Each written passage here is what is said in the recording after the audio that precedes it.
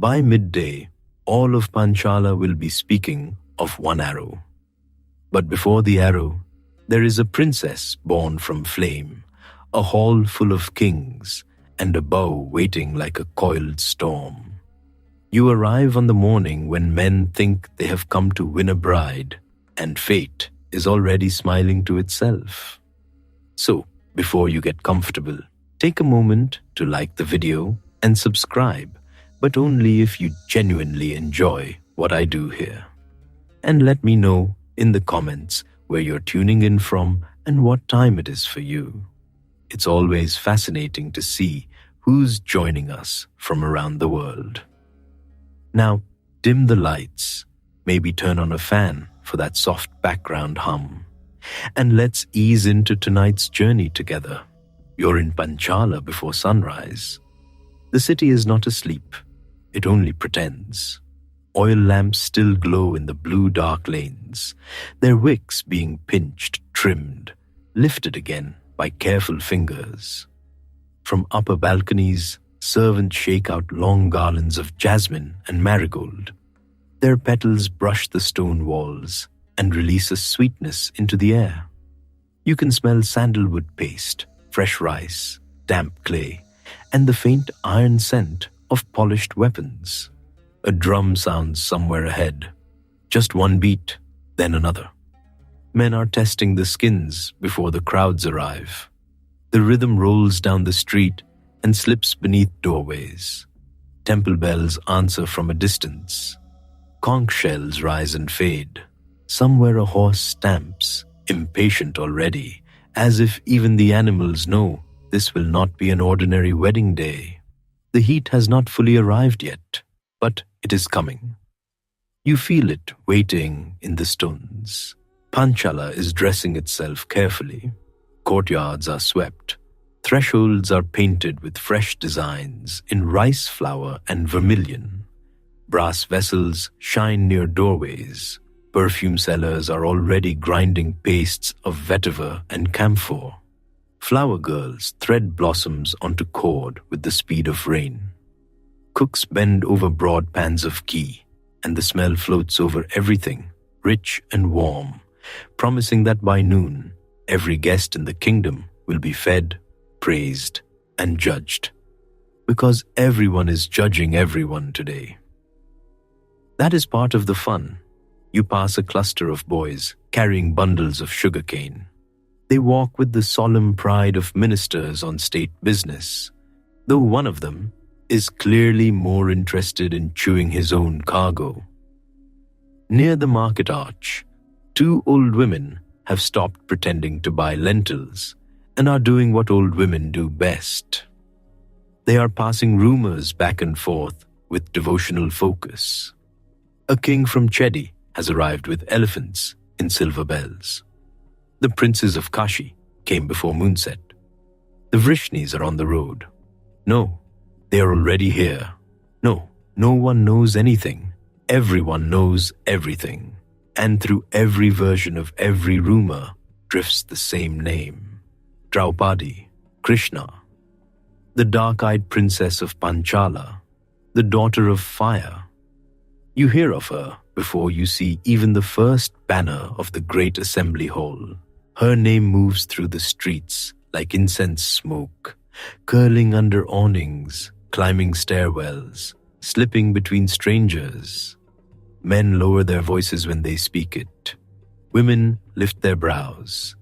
Priests glance toward the palace and murmur blessings under their breath. She did not arrive in this world in the slow, ordinary way. She rose from sacrificial flame. That memory still clings to the royal house, like the warmth left in brick after sunset. King Draupadi has not forgotten the fire. No one has. From that altar came two children, touched by destiny before they ever touched the earth. A son, Drishtadyumna, born for war, and a daughter, Draupadi, luminous, fragrant, and impossible to ignore. And now the city waits to see who will claim her hand. That is what everyone says aloud. The sharper question waits underneath. Who can lift the bow? You turn into a wider avenue, and now the decorations grow grander. Tall poles, wrapped in silk, stand at intervals, their pennants stirring in the early breeze. Mango leaves hang in green clusters over carved gateways.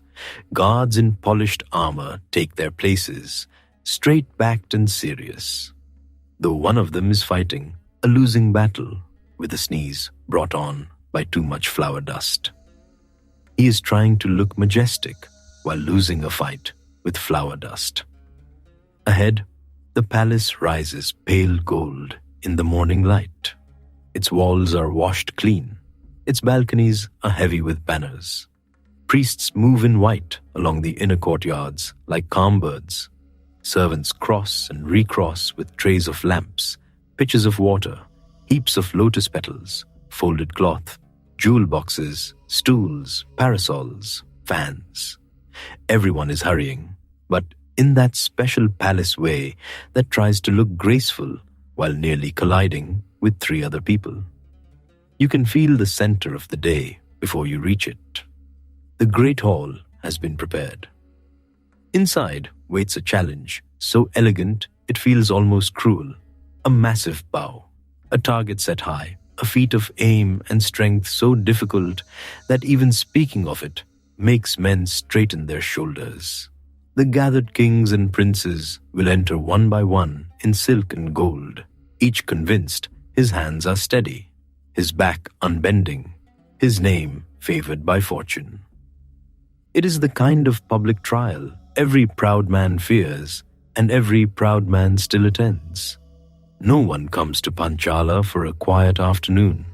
Not today. You move closer through a stream of arriving nobles, charioteers, Brahmins, wrestlers, merchants, and curious citizens, with very convincing reasons for being near the royal quarter. The wheels of chariots grind softly over packed earth. Elephant bells chime. Horses snort clouds into the cool morning air. Fine cloth rustles. Gold ornaments click against one another. The whole city seems to breathe in and hold it. At a roadside shrine, a woman lights fresh camphor before the mother and asks that the day unfold well. In another lane, gamblers are already taking positions with astonishing confidence for men who know nothing. One swears a king of unmatched power will win. Another insists a hidden champion is coming. A third says no one alive can complete the trial. That last one earns laughter, then silence, because perhaps it is true. And there is another murmur moving beneath the first. Not just who will try, who has come in disguise. Panchala is full tonight and fuller still this morning. Inns are crowded. Courtyards are rented. Travelers sleep on woven mats, on folded cloaks, in wagons, under awnings. Somewhere in this swelling city, among humble guests and honored rulers, among Brahmins with wooden bowls and princes with jeweled scabbards, 5 brothers sit quietly in simple robes, dust on their feet, strength in their shoulders, royalty hidden under bark-colored cloth. Their mother is with them.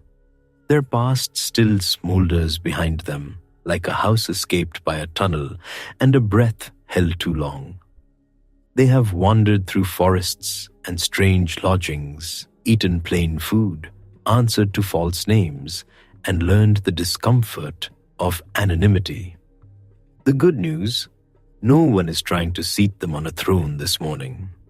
The bad news, destiny has a much stranger seating arrangement in mind. Not far away, other guests arrive too. Krishna of the Vrishnis, Balarama beside him, eyes bright, smiles unreadable. They come into Panchala as the city ripens towards spectacle, and the air itself seems to sharpen around them. You do not yet step into the hall. Not yet. First you stand outside it, where anticipation is sweetest. You smell the garlands before you see them. Thick ropes of jasmine, champaka, lotus, marigold. You hear the musicians tuning veena strings and tapping drum rims. You feel the smooth coolness of dressed stone beneath your feet, where the shade still lingers. Above, from latticed windows, women lean just enough to glimpse the arrivals below. Everywhere, preparation. Everywhere, expectation. And at the still center of all of it is Draupadi, fireborn and waiting, while a kingdom arranges lamps around the hour that will change 5 lives at once. Stay here a little longer. The sun is rising over Panchala now. Gold touches the banners. The drums deepen. The first great chariots draw near the gate. Somewhere inside the palace, attendants are braiding dark hair, fastening jewels, and setting fragrant paste at a princess's wrists. Soon, the hall will fill. Soon, proud men will fail in public. Soon, one wounded silence will hang in the air longer than anyone likes. Soon, a Brahmin with an archer's hands will stand up. And by evening, nothing will be as simple as it was at dawn. Before the bow is lifted, you have to feel the fire that lit this whole day. It begins not in a wedding hall, but in an older hurt. In Panchala, pride does not simply fade. It sits in the chest like a coal. It waits. It glows under silk and ceremony. And in King Drupada, it had been glowing for years. Once, when both were young, Drupada and Drona had studied together. Boys then, bare feet, hard lessons, the same dust on their ankles. Drupada had spoken with the easy generosity of princes and told his friend that when he became king, they would share everything. Years passed. The prince became a king. The poor Brahmin became a teacher with a long memory. When Drona came at last to Drupada's court, it was not as a laughing companion from youth. He came worn by want, carrying need and dignity together, which is always a difficult load. Drupada looked at him and saw not the old friend, but the gap between them. A king on a throne, a Brahmin asking to be remembered. He refused him, not gently. You can almost feel the room when it happened. Cool stone floor, courtiers pretending to stare straight ahead, the smell of oil lamps and polished wood. One man seated high, another standing below, and in the air, the sharp little crack that comes when affection turns to humiliation. Drona left with that insult inside him. Later, when fortune shifted and he became the weapons master of princes, he sent his students against Drupada. They defeated the king, dragged him down from his own certainty, and brought him bound before the man he had once dismissed. Drona took vengeance with a teacher's neatness. He did not swallow all of Panchala. He split it. He kept part and returned part. Enough to say, now we are equals, if equality can be forced at arrow point. That kind of mercy stings. Drupada received back a kingdom and kept the wound. Years rolled over it. Festivals came and went. Monsoon washed the city walls dark. Then the sun baked them pale again. Crops rose green along the riverbanks. Children became youths. Priests chanted. Horses stamped in their stalls. Still the insult remained. Some men become quieter with age. Drupada became more focused. He wanted a son, not merely an heir, not merely a child to sit on the throne after him and argue with tax collectors and elephant keepers and fussy ministers who always smell faintly of old scrolls. No, he wanted a son born for one purpose, a son who would one day bring Drona down. That desire gathered around him until even the servants moved more softly in certain corridors. In the palace, whispers started before any fire was lit. Priests were summoned, offerings prepared. The old ritual grounds were cleared and swept. Cart after cart arrived bearing wood, clarified butter, sesame, grains, fragrant resins, garlands, copper vessels, white cloth, black antelope skins, sacred grass tied in careful knots. The smell changed first. If you had walked through Panchala that week, you would have noticed it. Ghee warming in bronze bowls, fresh-cut sandalwood, the green bite of kusa grass, smoke from small preparatory fires curling up into a blue morning sky. The whole palace seemed to breathe through incense. Draupadi did not speak of revenge to everyone. Kings learn discretion, especially after being embarrassed in public. But intention leaks. It leaks into the way commands are given, into the speed of messengers' feet, into the way cooks are told to prepare for many mouths, and guards are told that only certain men may pass. Two Brahmins became central to this work, Yaja and Upayaja. One was more willing than the other, one more stern, one more practical. It took persuasion, it took reverence, it took patience. Draupadi wanted a sacrifice of great force, one that would bend heaven toward his need. That is not something you arrange between breakfast and noon. So the altars were marked, so the ground was purified, so the fire waited. At dawn, on the day appointed, the ritual enclosure shone with fresh plaster and white lines. Priests in clean garments moved like pale cranes through smoke. The king bathed and came in purified, jewels reduced, hair tied, his face set. Queens and attendants watched from beyond the main space. Musicians were hushed. Even the pigeons on the palace roof seemed to know this was not a day for casual cooing. The fire was invited, not metaphorically, not poetically, invited with mantra, with offering, with exactness so old it felt older than brick, older than kings, older than the names of rivers. Flame took hold. It began small, almost modest, a little tongue of gold licking dry wood. Then another, then a stronger breath, and suddenly the altar glowed as if dawn had nested inside it. Ghee hissed when poured, sparks rose in clusters, smoke thickened with sweetness and heat, carrying resin, butter, charred wood, and the strange, clean scent that comes when sacred grass catches. You can stand there in your mind if you want. The heat presses against your cheeks. Your eyes sting a little. Priests' voices weave together in low, steady rhythm. Drums sound once in the distance and then stop. A bracelet slips on someone's wrist. A child is hurried away before he asks a question at exactly the wrong moment. Draupadi watched without blinking much. This was not the restless look of a man waiting for ordinary blessings. This was hunger dressed in ritual white. The offerings continued. The mantras grew deeper. The flames swelled. And then the air changed.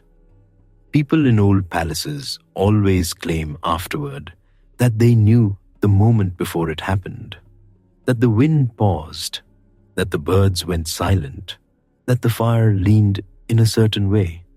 Perhaps they really did feel it. Or perhaps memory likes to drape silk over surprise. Either way, something moved through that enclosure like a held breath finally released. From the sacrificial fire came a figure, a son first. He did not arrive as mortal infants arrive, slippery and helpless and loudly offended by the world. He emerged armed, radiant, already bearing the shape of purpose, Drishtadyumna, broad-shouldered, fire-born, marked from the first instant by destiny, tied to Drona's end. Imagine the shock running around the altar like light over water, priests faltering only for a heartbeat, courtiers dropping their gaze and then snapping it back up. A queen clutching the edge of her shawl so tightly the embroidery presses into her palm. The king himself, After all those years of waiting, staring into flame and seeing not symbol, not promise, but a sun standing there. The fire was not finished. After the sun came the daughter, and Panchala would never be the same. She rose from flame, dark and luminous at once, as if evening and firelight had agreed to take human form. Her eyes were wide and steady, her hair spilled like a monsoon cloud at dusk. A fragrance seemed to move with her, subtle at first, and then impossible to ignore, like blue lotus and warm earth after rain. Gold gleamed against skin, still touched by sacrificial light. Draupadi, Krishna, some would call her, for her dark beauty. Yajna Seni, because she was born of sacrifice.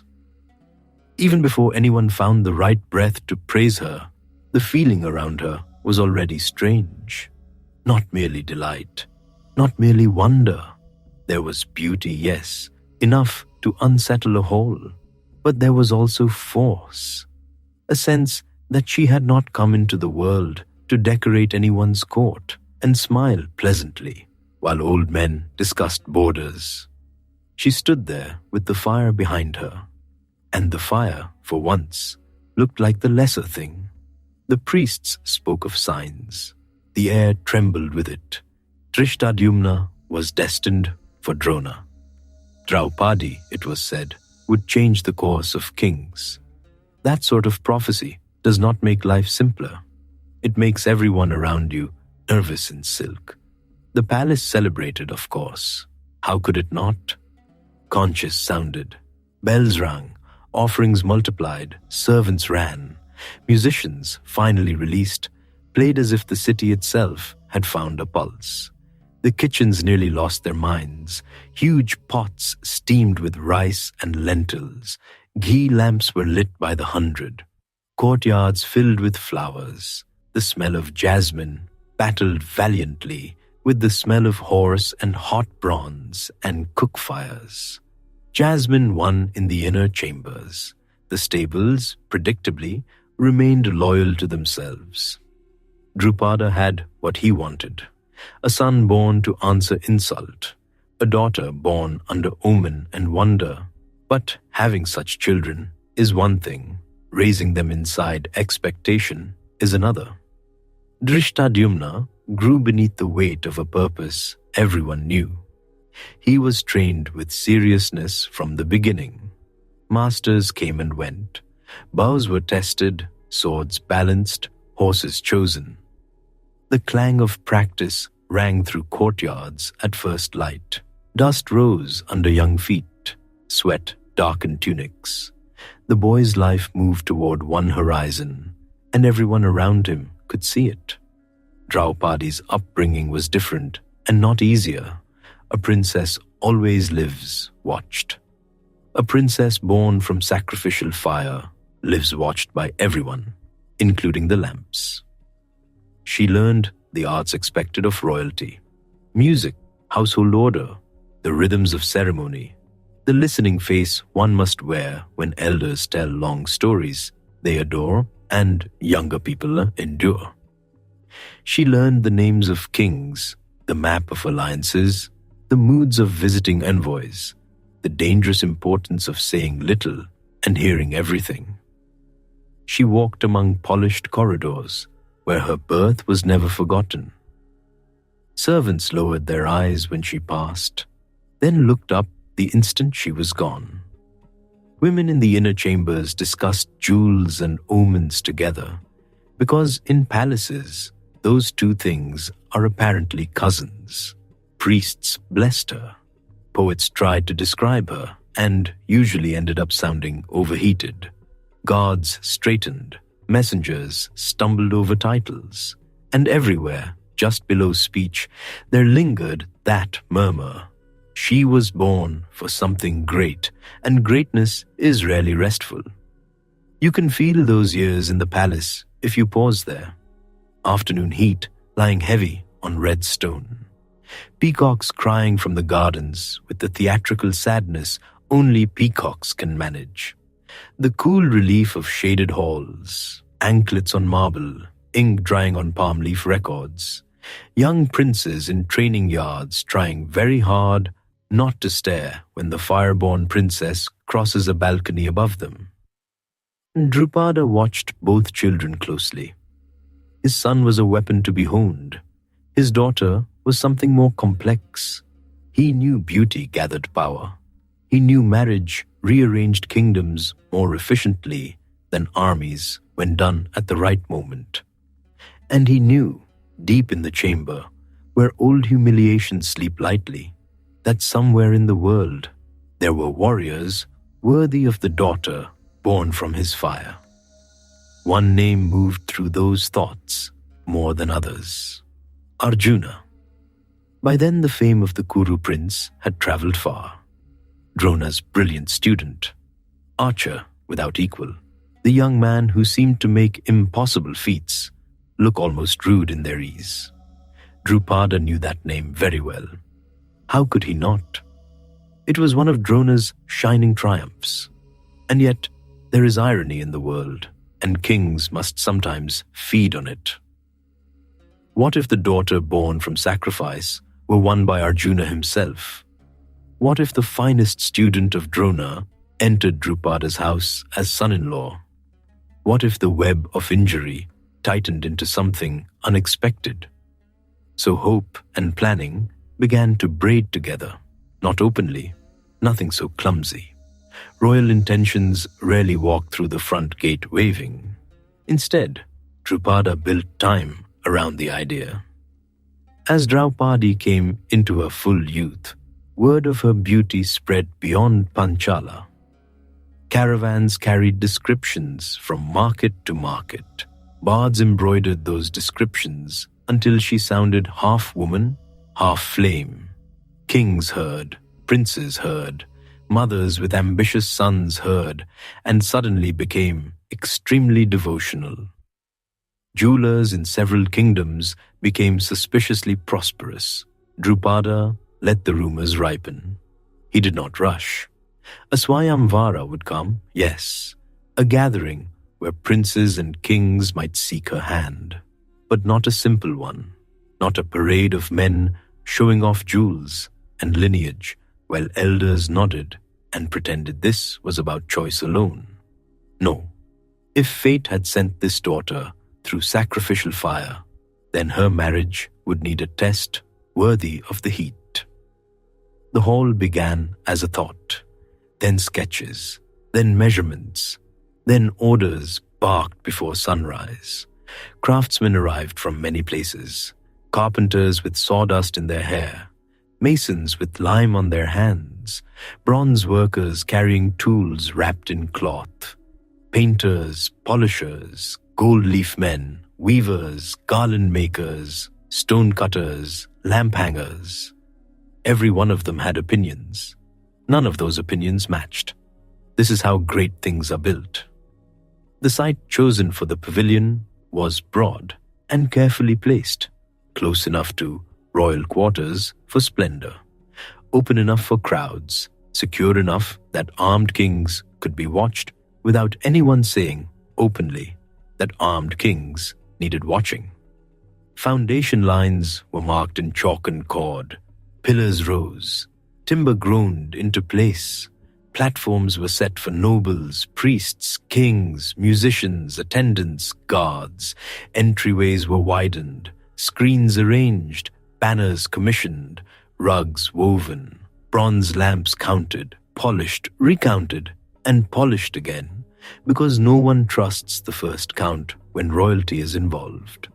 And at the center of it all, like the quiet punchline of a very expensive joke, there would stand the challenge.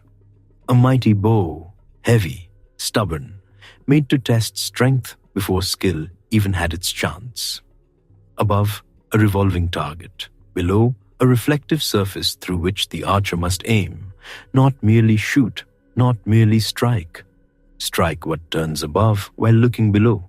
Elegant, difficult, public, perfect. You can walk through that half-built hall in your mind. The smell is all raw wood, fresh plaster, hot rope fibers, and metal warmed by sun. Hammering echoes off unfinished beams. Men shout for water. Someone drops a tool and invents new curses on the spot. A supervisor waves his arms as if he alone is holding the kingdom together. Nearby, women string marigolds in such abundance, your fingers almost itch imagining the work. The bow itself drew its own circle of silence. When it arrived, or when its pieces were assembled in secrecy and then unveiled, even the workmen stepped closer carefully. It had the look of something that wished to be respected, not ornate in a foolish way, not so jeweled it forgot its purpose. It held weight like a king holds authority when he knows exactly what room he is in. Many men tried to lift it in private. Most became suddenly very interested in discussing something else. The target mechanism was another marvel. Craftsmen adjusted its balance again and again, spin too slowly, and the test became merely difficult. Spin too wildly, and it became absurd, which is fun for maybe 3 minutes, and then deeply embarrassing for a kingdom. The reflective basin or polished device below had to catch enough light, enough shape, enough movement. Priests fretted, engineers argued. Draupadi listened, frowned, and made them continue until the thing behaved like fate itself, visible, elusive, and absolutely uninterested in excuses. Outside, the city changed with the preparations. Kampilya swelled with anticipation before it swelled with guests. Shopkeepers laid in extra cloth, spices, oil, sweet cakes, flower strings, lamp wicks, sandal paste, betel leaves, perfumes, dyed ribbons, and all the practical nonsense required when half the known world may soon want somewhere to sit and something to eat. Children played at Swayamvara in alleys, using bent sticks for bows and lids for targets, usually with terrible accuracy and tremendous confidence. Old women laughed and predicted marriages from the way birds landed on parapets. Stable hands cursed the coming congestion. Potters worked late. Washermen slapped garments against river stones with heroic despair. The whole city felt like a drum being tightened. In the palace, Draupadi's chambers became another kind of workshop, not a prison, not exactly, but every day now carried arrangement, silks chosen and set aside, jewels unpacked and weighed against complexion and candlelight, perfumed oils mixed, attendants speaking in low voices about auspicious colors, favorite flowers, and which crown from which neighboring king was too large, too vulgar, too eager, or simply unfortunate looking. Royal women can dismiss a man entirely based on turban balance, and sometimes they are not wrong. Draupadi moved through these preparations with a steadiness that made people lower their voices when she entered. She knew what was coming. How could she not? The hall was rising, the city buzzed. Her brother's birth had carried prophecy. Her own birth had carried more. No ordinary marriage waited for her. Even before the first king set foot in Panchala, the air around her life had begun to tighten. Did she imagine faces? Perhaps. Did she hear names repeated in the women's quarters and the council chambers alike? Certainly. Did Arjuna's name reach her? Of course it did. The greatest archers in the world would come. Men glittering with armor and ambition. Men who had never once been told no in public and would discover, to their discomfort, that bows do not care about family prestige. Men who believed beauty should naturally incline toward them, which is a very common disease among princes and rarely fatal, though it should be. Meanwhile, Draupadi supervised everything with the calm of a man planning both a festival and a battlefield. Routes of entry, guard placements, guest quarters, gift stores, kitchen supply, water stations, musician platforms, emergency spaces for offended royalty to cool down without turning the whole event into a spear-throwing competition. Because yes, a Swayamvara sounds romantic when poets sing it later. On the day itself, it is also a room full of armed egos. The king knew this, so guards were chosen carefully. Not brutes, reliable men, alert men, men who could stand still for long stretches without scratching or yawning or staring foolishly at noble women. A rare breed. Priests inspected auspicious timings.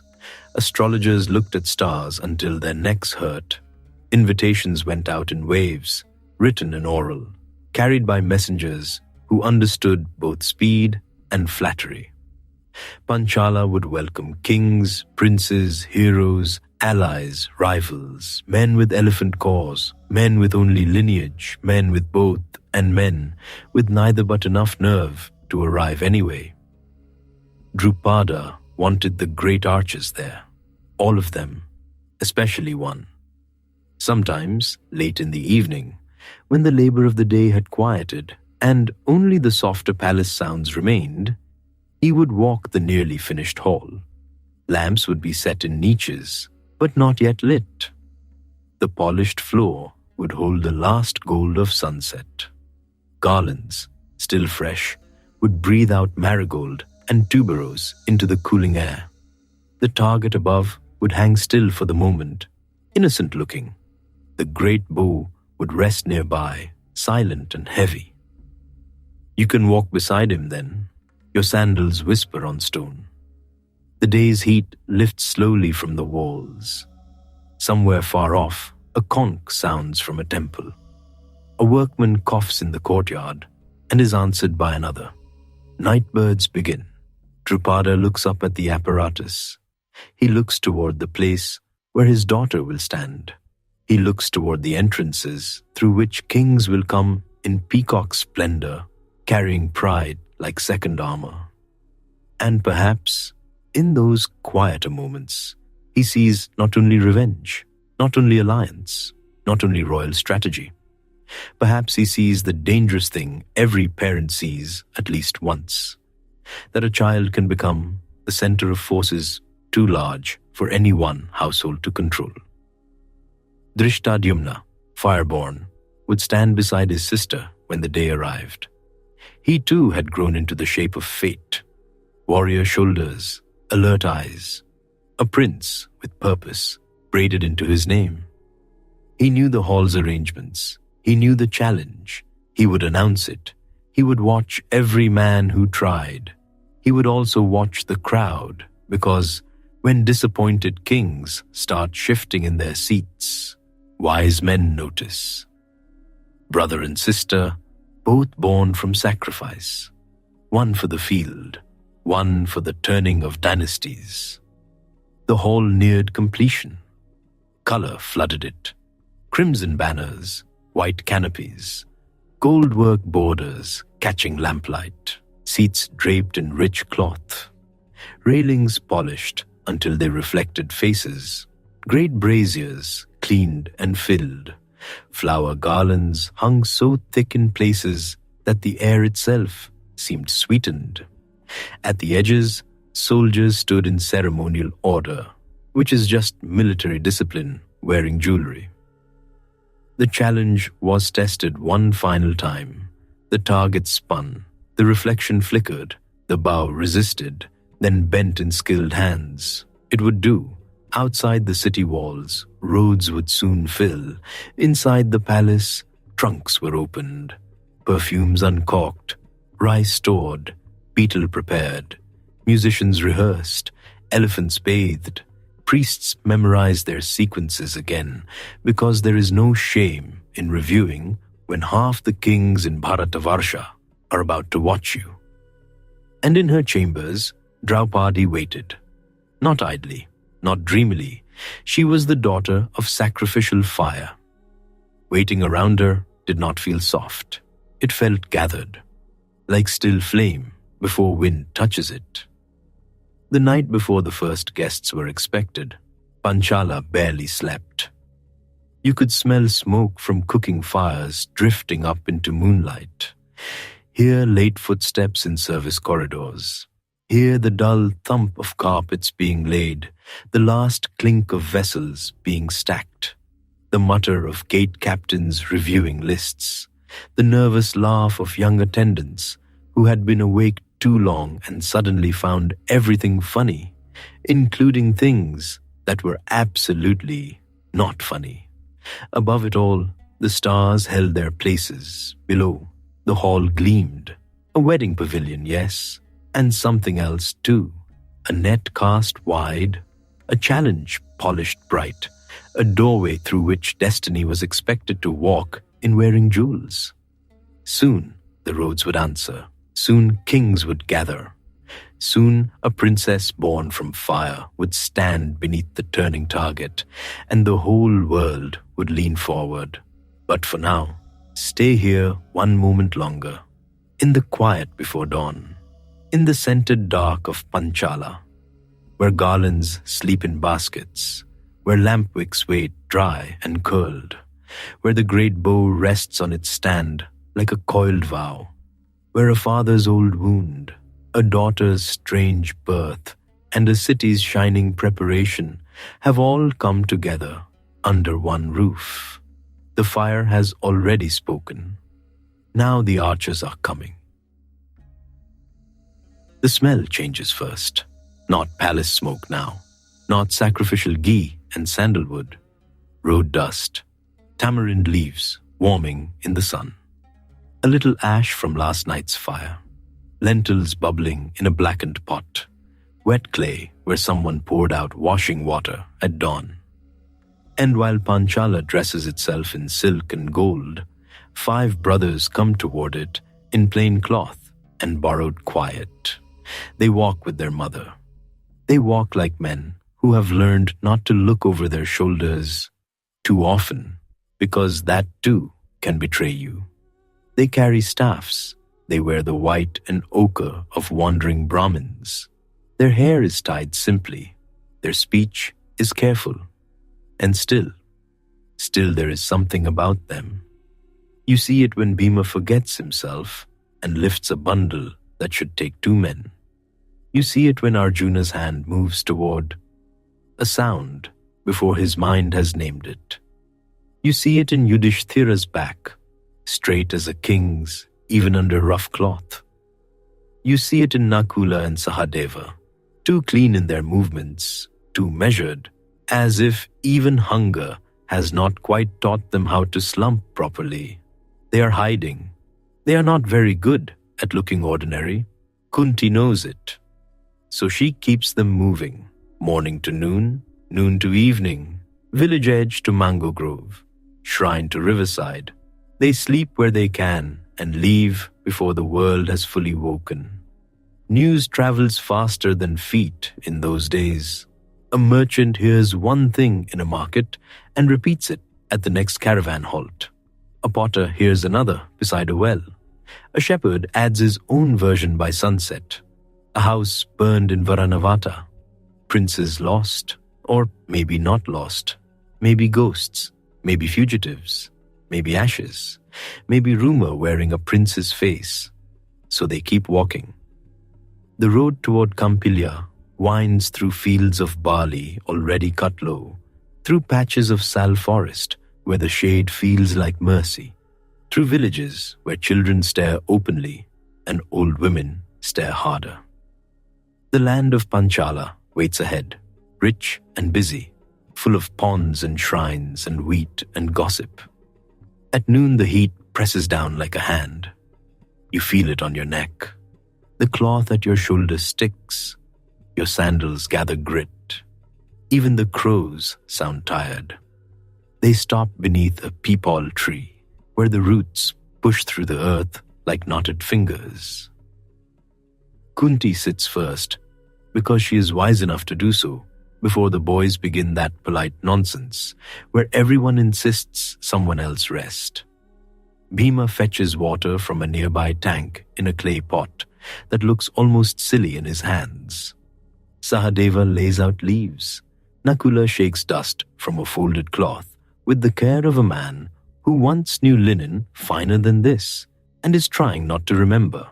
Then comes the meal. A little barley flour, a little wild greens, a little salt if fortune has been kind. Sometimes milk from a household willing to spare it, sometimes not. Bhima always looks at the portion as if it has personally insulted him. He eats it anyway. That is its own kind of heroism. Arjuna smiles into his bowl. Nakula pretends not to. Sahadeva does not bother pretending at all. Even Kunti's mouth softens for a moment. Yudhishthira, who can make seriousness feel like a domestic duty, reminds them to bless the food first. Bhima does, but with the expression of a man blessing a raindrop while thinking fondly of an entire river. Then they walk again. Sometimes they join other travelers for a stretch of road. Pilgrims with copper pots and dusty feet, traders leading ox carts piled with dyed cloth, sesame oil, spices wrapped in palm leaves, a pair of students reciting verses as they go, losing the rhythm every time they trip on stones, one old ascetic with a beard like a bird's nest who snores louder than a conch and wakes claiming perfect self-mastery. On the road, no one is only one thing. A priest may know wrestling holds. A cart driver may quote philosophy. A prince may carry a begging bowl. That last one would have made Duryodhana laugh himself sick. Good. Let him laugh somewhere far away. The Pandavas walk. Now and then, when the shadows lengthen and the road grows quiet, the memory returns. Black walls, smoke, fire taking the roof, the tunnel mouth breathing cool air like a promise from the earth itself, the crackle above them as the house that was meant to end them became a pyre for another fate entirely. They do not speak of it much. They do not need to. Some things travel beside you without being invited. At dusk, they camp by a stream. The water runs brown-green over stones. Frogs begin before the sun is fully down, as if they have been waiting all day for their cue. Smoke from small cooking fires curls upward and catches the last gold light. Somewhere nearby, someone fries cakes in ghee, and the smell drifts over with almost supernatural cruelty. You are close enough to that smell to suffer with Bhima.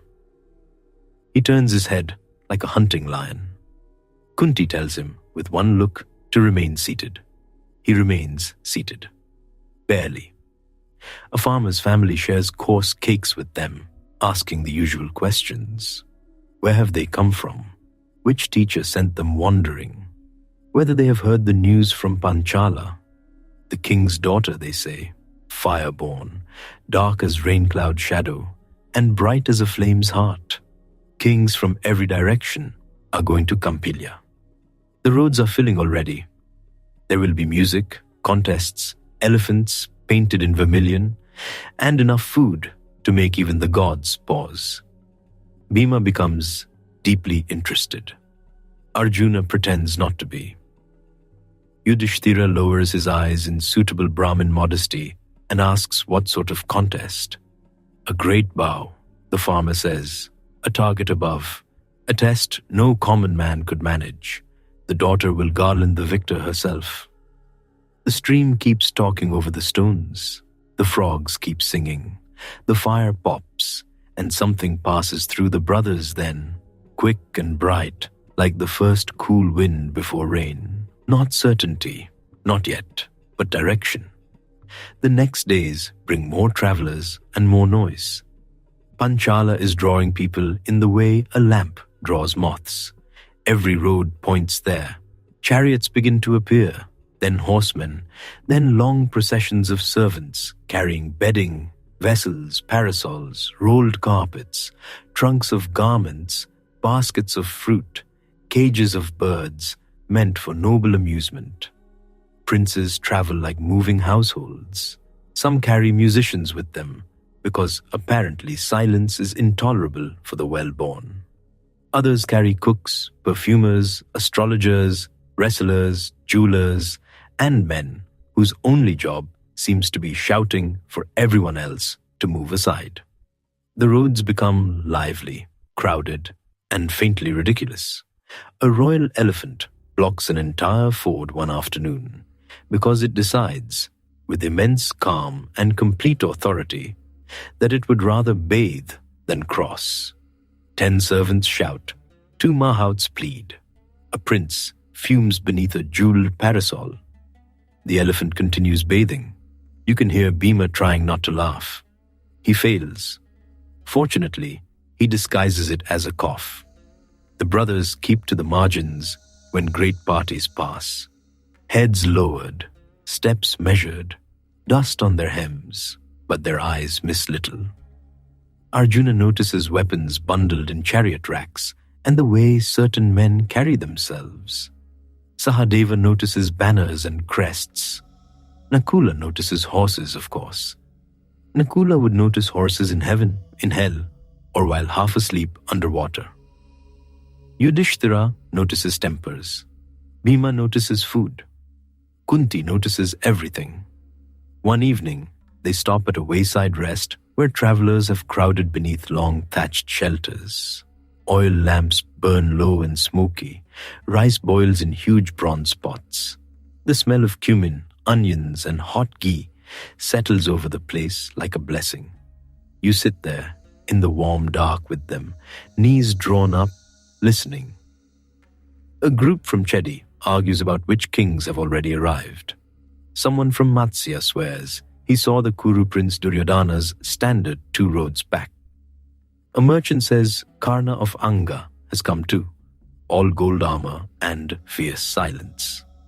Another says the Yadavas are expected. That changes the tone at once. Krishna of the Vrishnis, Balarama with the plough weapon and shoulders like temple gates. Men say their arrival can brighten a court or unsteady it, depending on what they have come for. Kunti hears the name Krishna and goes very still for a moment. He is kin, not close enough for safety in this disguise, close enough for the heart to turn. But for now, they remain what they seem to be, 6 weary travelers with decent manners and not much baggage. The night wind brings the scent of dust and dung and jasmine from some unseen courtyard. Men settle onto mats, horses stamp and snort. Someone continues talking long past the point where everyone else wants to sleep. There is always one. In every age, in every shelter, Bhima wraps his cloth around his shoulders and lies down with all the delicacy of a felled tree. Arjuna stays awake longer, looking into the embers.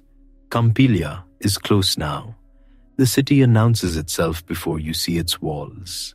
First come the outer orchards, then the wells crowded with servants drawing water, then the long lines of carts waiting to enter. Potters have set up temporary stalls. Garland sellers sit behind hills of marigold and jasmine. Sweet makers fan their trays to keep flies off syrup-glossed confections. Priests in fresh-washed white pass by murmuring blessings. Wrestlers oil themselves in open courtyards as if the entire city is one long preparation. The air is thick with everything at once.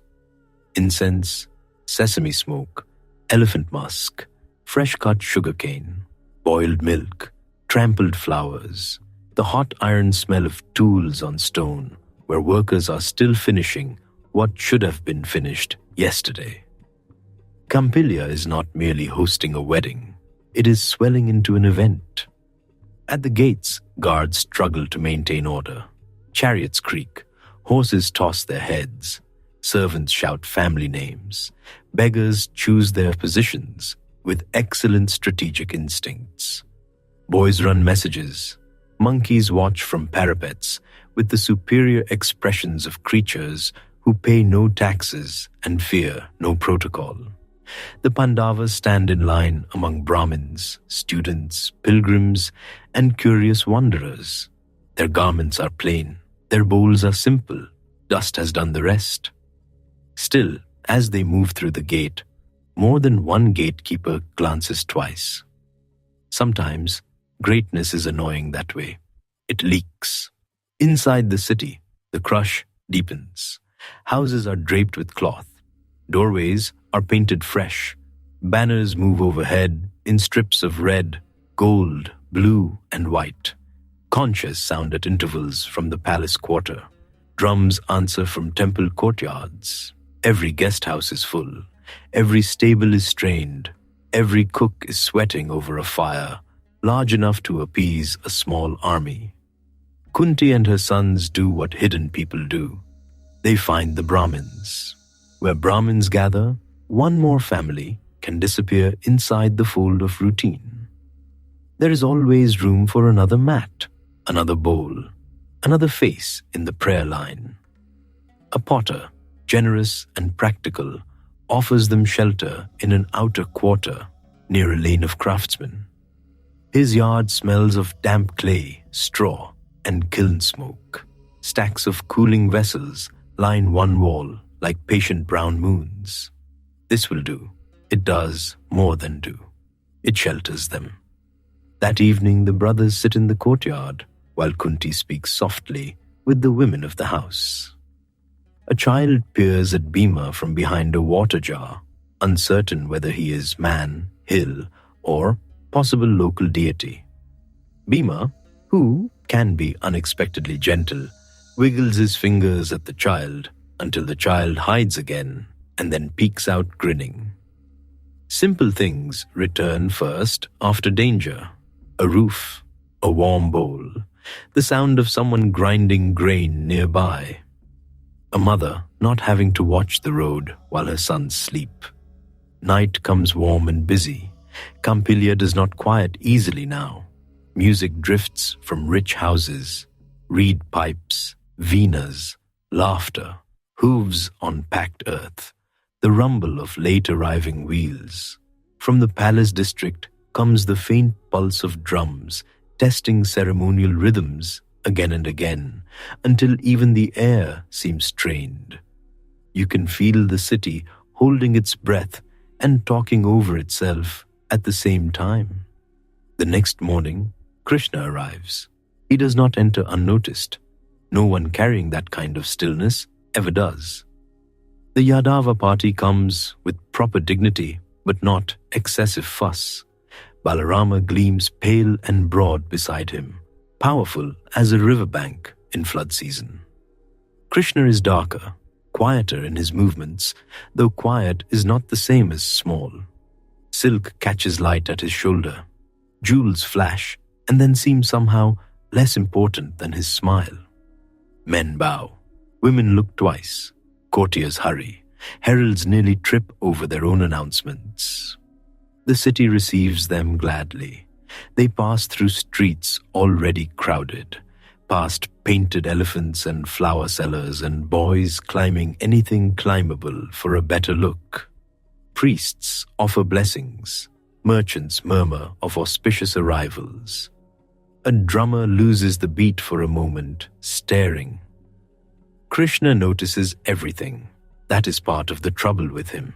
In the guest enclosures and assembly spaces where nobles gather before the contest, he moves with ease, greeting kings, honoring elders, accepting courtesies. Balarama is less interested in subtleties. He sees the arrangements, approves what deserves approval, disapproves what deserves disapproval, and looks as though anyone foolish enough to ask for elaboration may be lifted and set elsewhere. Then, amid all the richly dressed arrivals, Krishna's gaze turns, just slightly, toward the quarters where Brahmins have been housed, toward a cluster of plain-clothed men seated with lowered heads. He does not stare, he does not call out, but he sees a mother in simple dress whose bearing is not simple, a broad-shouldered ascetic who sits like a war elephant, trying to imitate a cow. A calm eldest with kingliness hidden but not erased. Twin youths, two fine-boned and alert for anonymity. And one man in plain cloth, whose hands do not belong to a mendicant. Archer's hands, bowstring fingers. The wrists know what they know. Balarama follows Krishna's glance. He sees less at first, then more. His brows shift. He says something low. Krishna answers with a small smile, the kind that means he is both pleased and unsurprised. For now, they leave the matter where it is. Not every recognition needs a trumpet. Sometimes destiny walks through a side lane and rents a corner of a potter's yard. The day before the Swayamvara, Kampilya becomes almost impossible. Not impossible in a tragic way, impossible in a festival way. The markets burst. Flower sellers run out of string. Sweet makers run out of trays. Water carriers run out of patience. Tailors stab themselves with pins from hurrying. Stable boys are kicked, forgiven, and kicked again. Temple bells ring from dawn. Perfume mingles with horse sweat. Priests rehearse blessings with tired voices. Courtiers glide past, trying to seem serene, while clearly dying inside. You have to love a city on the edge of ceremony. It is always half divine, half kitchen panic. The brothers go out among the crowds with their bowls, seeing without being seen. They pass armorers polishing breastplates until they throw back the sun. They pass jewel merchants showing strings of pearls to men who already own too many pearls. They pass cooks tending cauldrons vast enough to bathe in, rice mountains, lentil lakes, rivers of buttermilk, chapatas puffing over clay ovens in hundreds. Bhima nearly achieves sainthood by not stealing anything. Arjuna watches the palace approaches and the guarded entrances to the contest pavilion. He notes distances, sight lines, doorways, platforms. Drishtadyumna's arrangements are not careless. This event has been built to impress, yes, but also to control. Nakula becomes briefly distracted by Panchala horses, sleek and well-brushed, with braided manes and polished tack. Sahadeva has to tug him along before he volunteers to reorganize someone else's stable. Yudhishthira listens to the city's talk. Everywhere the same name, Draupadi. Some call her Krishna for her dark beauty. Some call her Yajnaseni, born of sacrifice. Some say she shines. Some say she burns. Some say no man alive can meet her gaze without straightening his spine a little. And always the challenge, the bow, the target, the impossible shot. By afternoon, even the wind feels crowded. Dust rises from so many feet that the sun turns amber through it.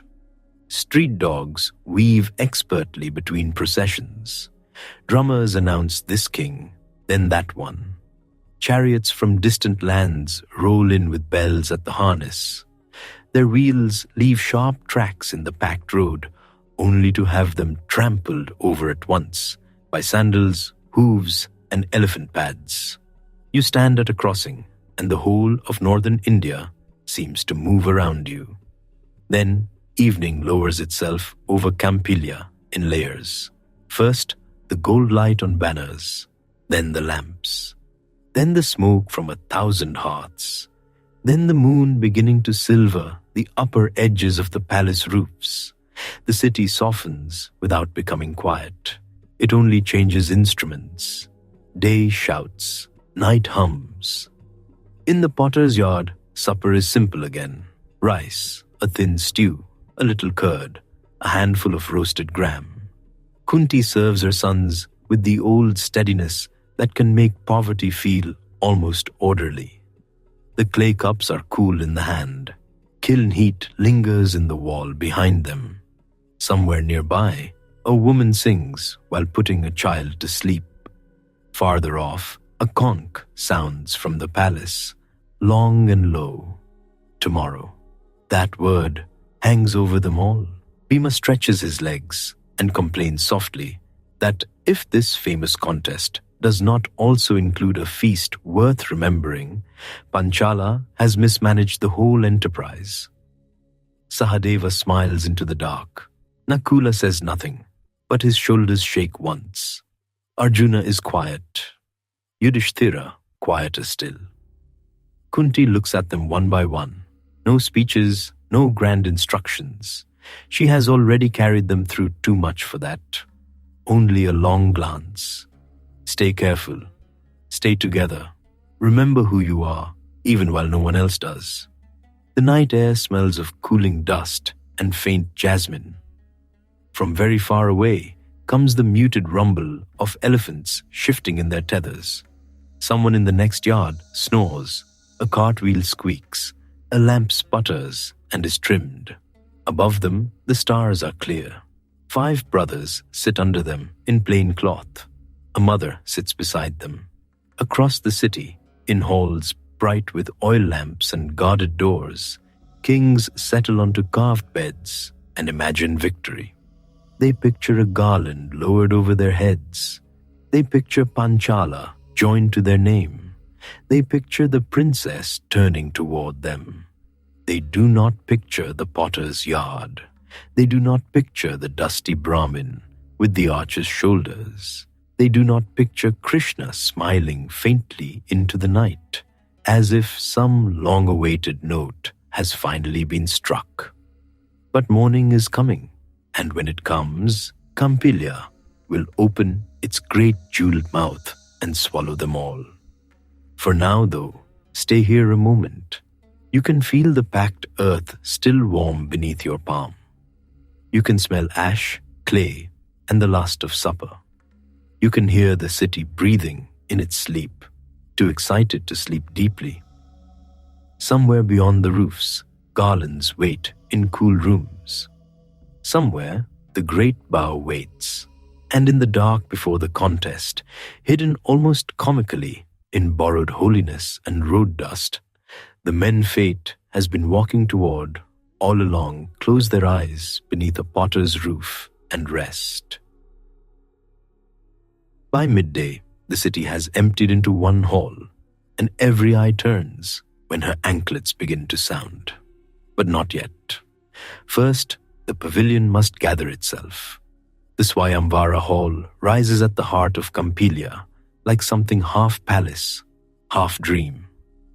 Outside, elephants stand beneath embroidered canopies, flicking their ears against flies. Horses stamp and snort in the heat. The smell is a layered thing, sun on stone, trampled lotus petals, sandalwood smoke from braziers, clarified butter from temple lamps, and the sharper scent of sweating men pretending not to be nervous. Inside, coolness waits. You step from the bright courtyard into shade, and the change moves over your skin like water. The floor is polished so smooth, it catches the lamplight in long pale streams. Carpets from distant lands soften the central aisles.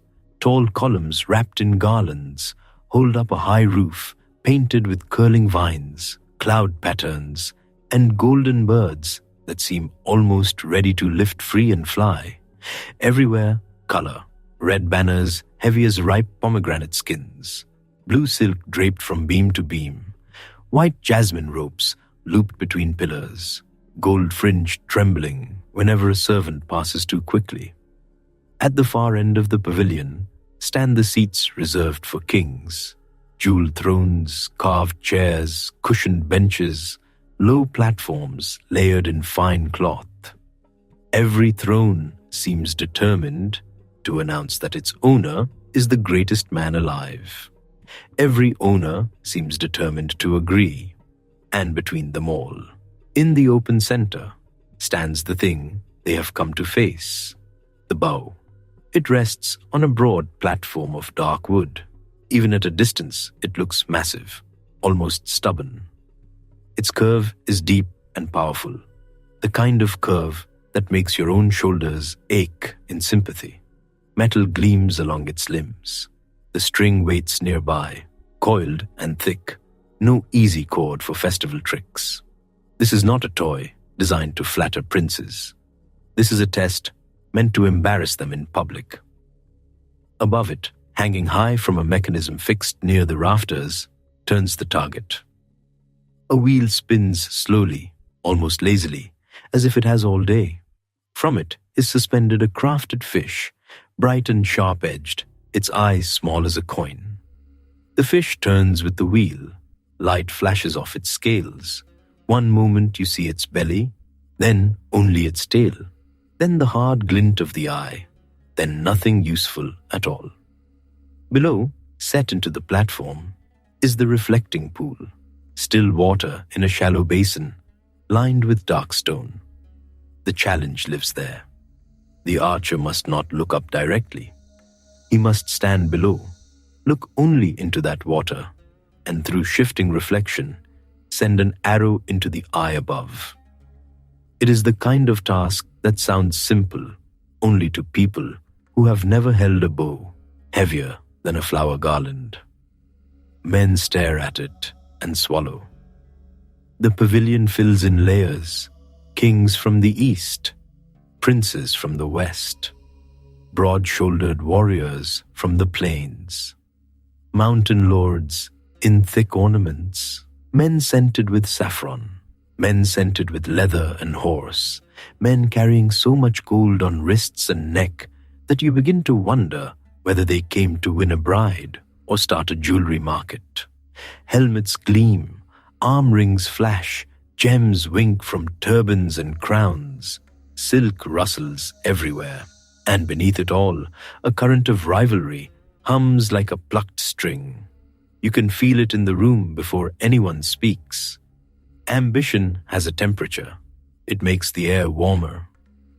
Near one side, among the Brahmins and invited guests of lesser rank, sit 5 men in simple robes. Their garments are plain. Their hair is modestly arranged. Their bowls and staffs are exactly what wandering Brahmins ought to carry. Their shoulders are another matter. Bhima sits like a boulder that has wrapped itself in cloth for a joke. Even when he tries to look mild, he gives the impression that if this ceremony becomes inconvenient, he may simply carry off the whole pavilion. Beside him, Arjuna keeps his head slightly lowered, but his stillness gives him away to anyone who truly understands weapons. He has the quiet of a drawn arrow, not yet released. Yudhishthira watches everything. Nakula and Sahadeva, despite their efforts at restraint, remain altogether too graceful for men supposed to have walked dusty roads all their lives. They are doing their best, truly. Still, if you had spent any time around princes, you might look at them and think, these Brahmins have very expensive posture. Not far away, Krishna has already taken his seat.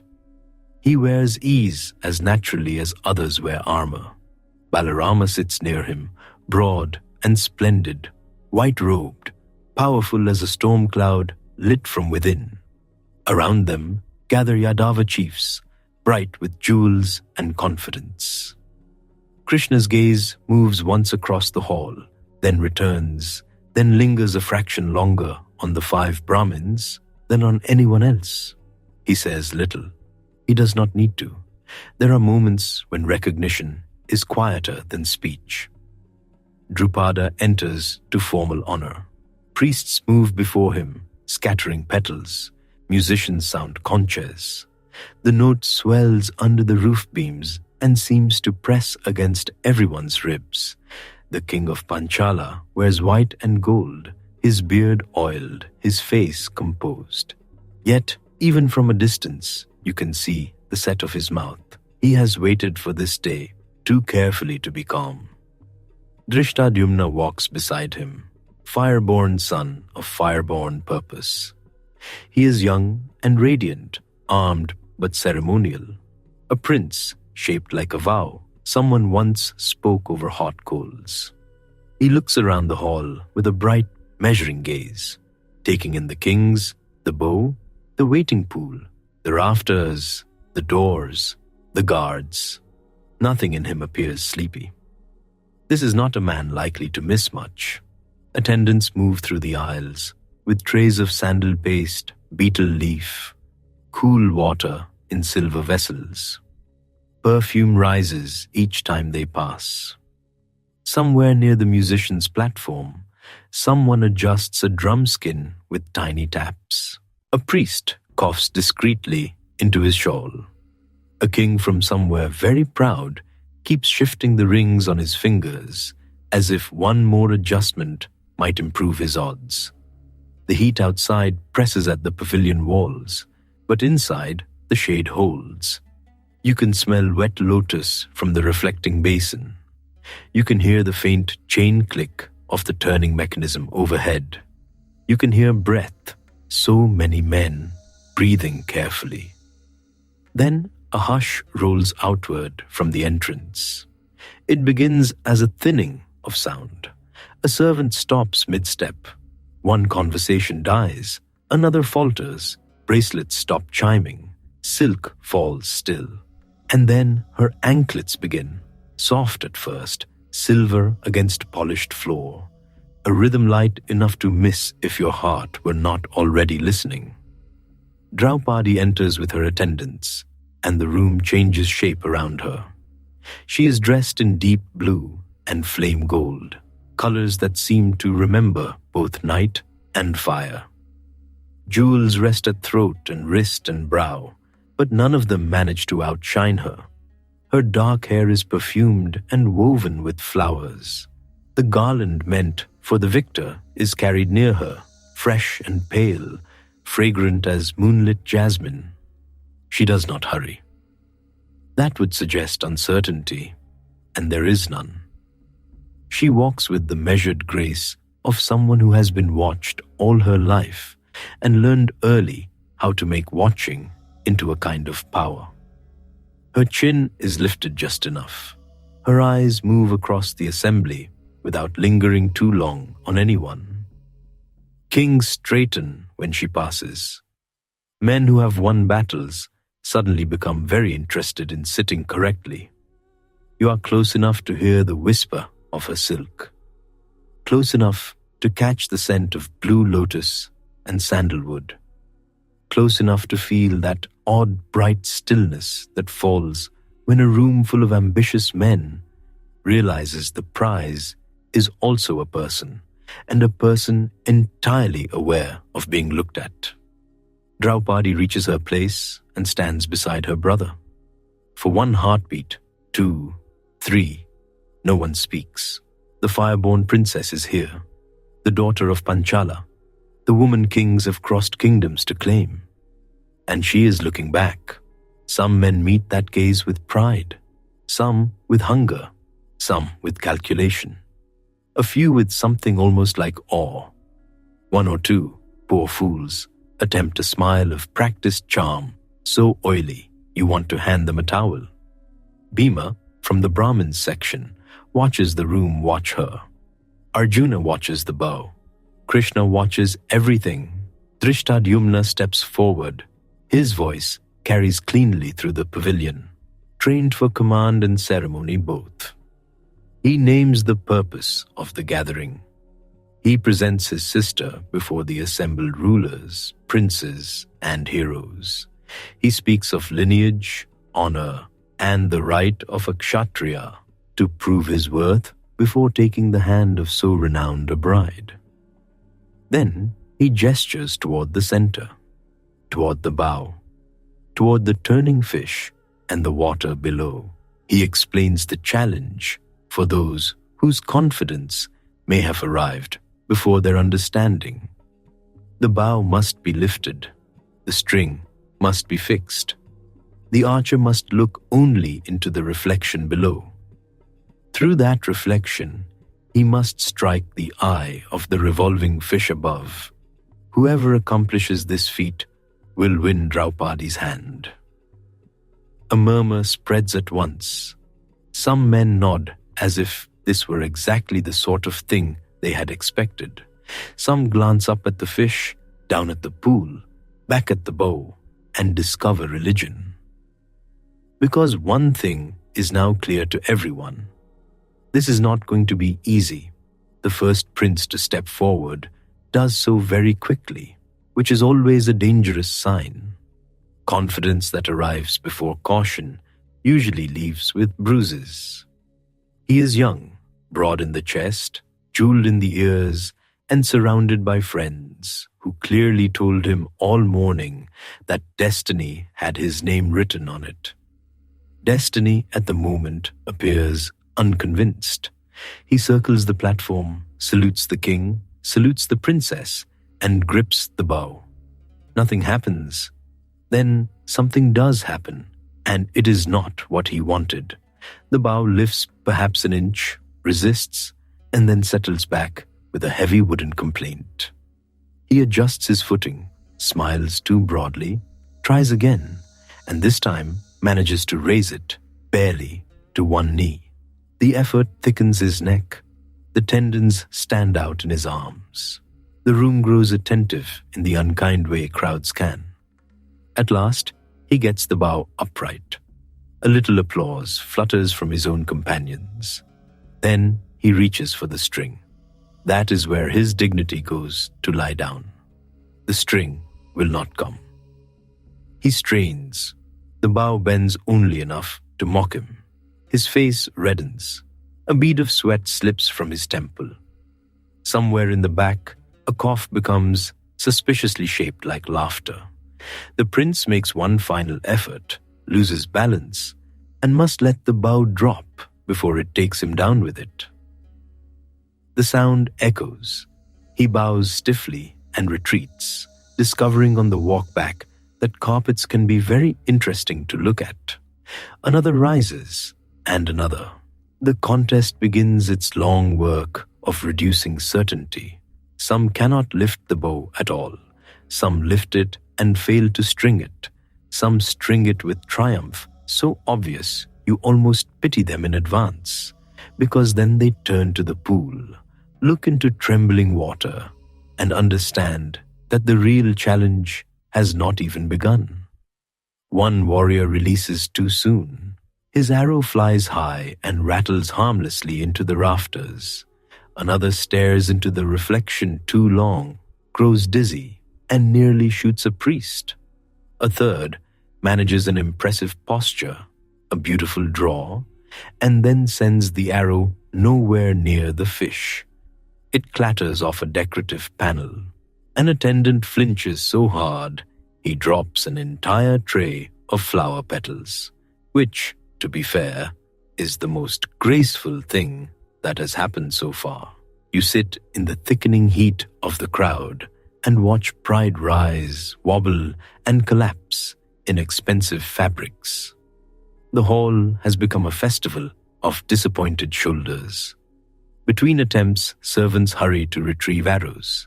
Priests murmur blessings. Musicians fill awkward silences with short bursts of drum and flute. Incense burns steadily from tall bronze stands, and the air grows sweeter, heavier. Sweat darkens collars. Jewels cling warm against skin. Even the garlands seem to lean forward. Draupadi stands composed through it all. She does not laugh. She does not fidget. Sometimes her gaze rests on the contestant. Sometimes it drifts to the fish itself, as if measuring the distance between desire and skill. Her face remains controlled, but not empty. You can sense her attention sharpen for some, cool for others. She is not absent from this day. She is very much inside it. A king from the far northwest tries next, enormous in fur-edged robes despite the heat. He grips the bow like a man wrestling a gate beam. For one alarming moment, it seems he may actually succeed by sheer stubbornness, but the string slips from his grasp and snaps against his wrist with a sharp sting. He jerks back, glares at the bow as if it has behaved personally badly, and stomps away while his retainers nod with tragic loyalty. Another contestant, slim and beautifully dressed, seems to believe archery is mainly about elegance. To be fair, he is elegant. He salutes perfectly. He steps perfectly. He draws breath perfectly. Then he attempts to lift the bow and discovers that elegance weighs almost nothing.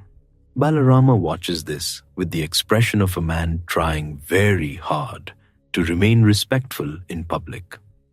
Krishna's mouth curves just once at the corner. Not much, just enough. In the Brahmin section, Bhima leans slightly toward his brothers. Whatever he mutters is brief. But Nakula's eyes lower and brighten, which means it was probably wicked. Yudhishthira gives the patient older brother look of a man who knows laughter is coming and cannot stop it without attracting exactly the wrong kind of attention. Arjuna does not laugh. He keeps watching the bow, the angle, the spin of the target, the speed of the rotation, the depth of the pool, the quality of the light. You can almost feel him measuring distance with his breath. One by one, the famous men of the earth go forward. One by one, the pavilion humbles them. A ruler famed for hunting cannot calm his hands. A prince celebrated in song cannot master the string. A warrior whose arms are thick as tree trunks draws the bow, but misreads the reflection and sends his arrow skimming the edge of the wheel. The crowd gasps. For a moment, the fish wobbles madly, spinning faster, sunlight flashing off metal scales like a school of startled riverfish. Close, painfully close. That near success is somehow worse than failure. It stirs the room. Now every man thinks he has seen the path. Now confidence returns, louder and more foolish than before. Two more rush to try and fail in new and creative ways. One loses his grip and must hop sideways to avoid the falling bow. He tries to make it look intentional. No one is fooled. Even the braziers seem unimpressed. The smell of hot oil rises as more lamps are lit against the shifting afternoon light. Shadows climb the columns. Outside, conches sound faintly from distant shrines, but inside, the only true world is this central platform, this bow, this spinning eye. You feel it in your own chest now, that tightening. Will anyone do it? Can anyone? Drishtadyumna remains poised, but he is watching more closely than before. Each failure tells him something. Each near hit narrows the list in his mind. Draupadi's face is still and royal, though at moments a flicker passes over it. Impatience, perhaps, or concern that the hall he built to crown greatness may end with everyone looking rather ordinary. And yet, the room is not ordinary. How could it be? So many destinies have been packed beneath one roof that the air itself feels crowded. You hear bracelets chime as Draupadi shifts her weight. You hear the low groan of the turning mechanism overhead.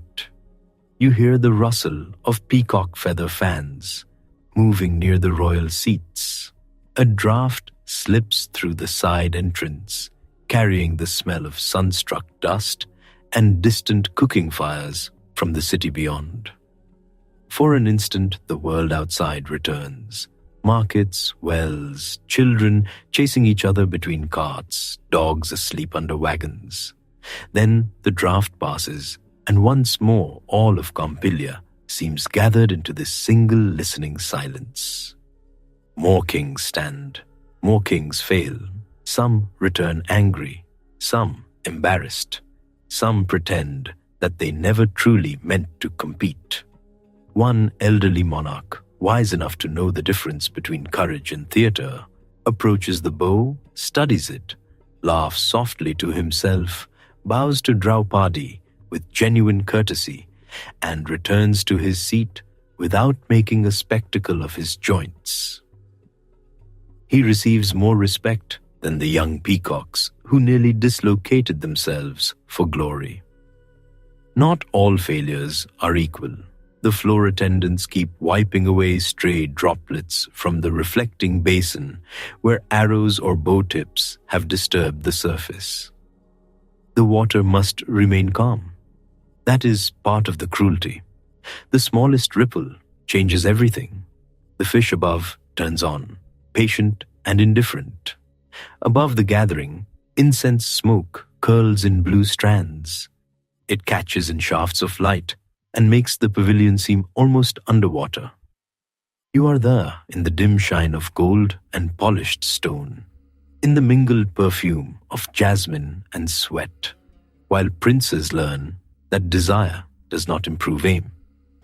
At length, a heavier hush begins to form. Not the soft hush that welcomed Draupadi, a tighter one. Expectation gathering around someone not yet moving. Heads turn across the hall. A warrior is rising. He does not rush, and he does not need to announce himself. Recognition moves ahead of him, like heat ahead of summer rain. Armor catches the light along his chest and arms. His earrings flash like twin suns. His face is calm, but there is something in that calmness which makes other men sit straighter. Karna. Even before he reaches the platform, the room has changed again. Some faces sharpen with interest, some harden, some brighten with relief, because at last a man has stood who looks capable of ending this long parade of hopeful disaster. He walks with that terrible economy great warriors have. No wasted motion, no swagger, no strain. If others have approached the bow as suitors, he approaches it as something closer to an equal. From the Brahmin section, Arjuna's gaze lifts fully for the first time. Krishna's eyes rest on Karna and do not blink. Draupadi stands very still. The fish turns, the pool waits, and the whole hall leans toward the next breath. Then a different kind of stillness takes hold, because the next man to rise is one the whole hall cannot ignore. You feel it before you fully see it. The pavilion has already tasted embarrassment all morning. Kings have strained, grunted, slipped, failed. Bracelets have clinked. Pride has gone down harder than the bowstring ever did. Men who arrived shining like midday suns now sit with their jaws tight, pretending they never truly meant to try. But this is different. This is not amusement. This is not impatience. This is the hush that comes when everyone suddenly remembers there may actually be one man here who can do it. Karna stands. Not quickly, not with a flourish. He rises as if the earth under him has simply decided to lift. Gold catches the light at his chest. His earrings burn softly near his face. His shoulders are easy, almost loose, and that makes the whole thing worse for everyone else. A man who struggles can be pitied. A man who is calm, while impossible things wait in front of him, is much harder to bear. All around the hall, backs straighten. Fans pause in midair. Even the musicians at the edges seem to forget their hands. The smell of hot oil from the lamps drifts upward. Jasmine garlands hang heavy in the heat. Somewhere, an elephant outside the pavilion shifts its chain with a dull, metallic knock, and that small sound travels farther than it should. You are close enough to feel the room lean. Karna walks toward the great bow, and with him walks everything people think they know. They know he is fierce in battle. They know he matched princes in public and did not blink. They know the sun seems to favor him, laying light across his skin as if it recognizes its own. They know Duryodhana raised him high before a doubting crowd and made him king of Anga on the spot. The way some friendships are forged not over shared sweetness, but over shared insult. They know he has a charioteer's name clinging to him like dust that refuses to wash out. And they know, though few would say it gently, that skill does not always quiet the cruelty of lineage. So he walks through all of that. He walks through praise and suspicion, admiration and contempt, and wears them the way a seasoned warrior wears old scars, without explanation. At the edge of the pavilion, some kings narrow their eyes, others look away. A few sit very still, and in that stillness there is something like dread, because they have watched the failing hands of princes. They know the weight of that bow. They have heard the low murmur around Karna's name whenever weapons are discussed. If anyone can bend it, perhaps this man can. If anyone can send an arrow through motion and reflection and spinning metal and pride itself, perhaps this man can. That is why the air feels strange. A contest is entertaining while everyone fails. It becomes dangerous the moment success steps forward. Drishtadyumna watches him carefully. Drupada sits stiff on his throne. The fireborn princess stands with the garland that has not yet found a neck, and Draupadi sees him coming. For one long moment, nothing breaks the silence. The bow waits on its platform, heavy and polished, curved like a sleeping serpent.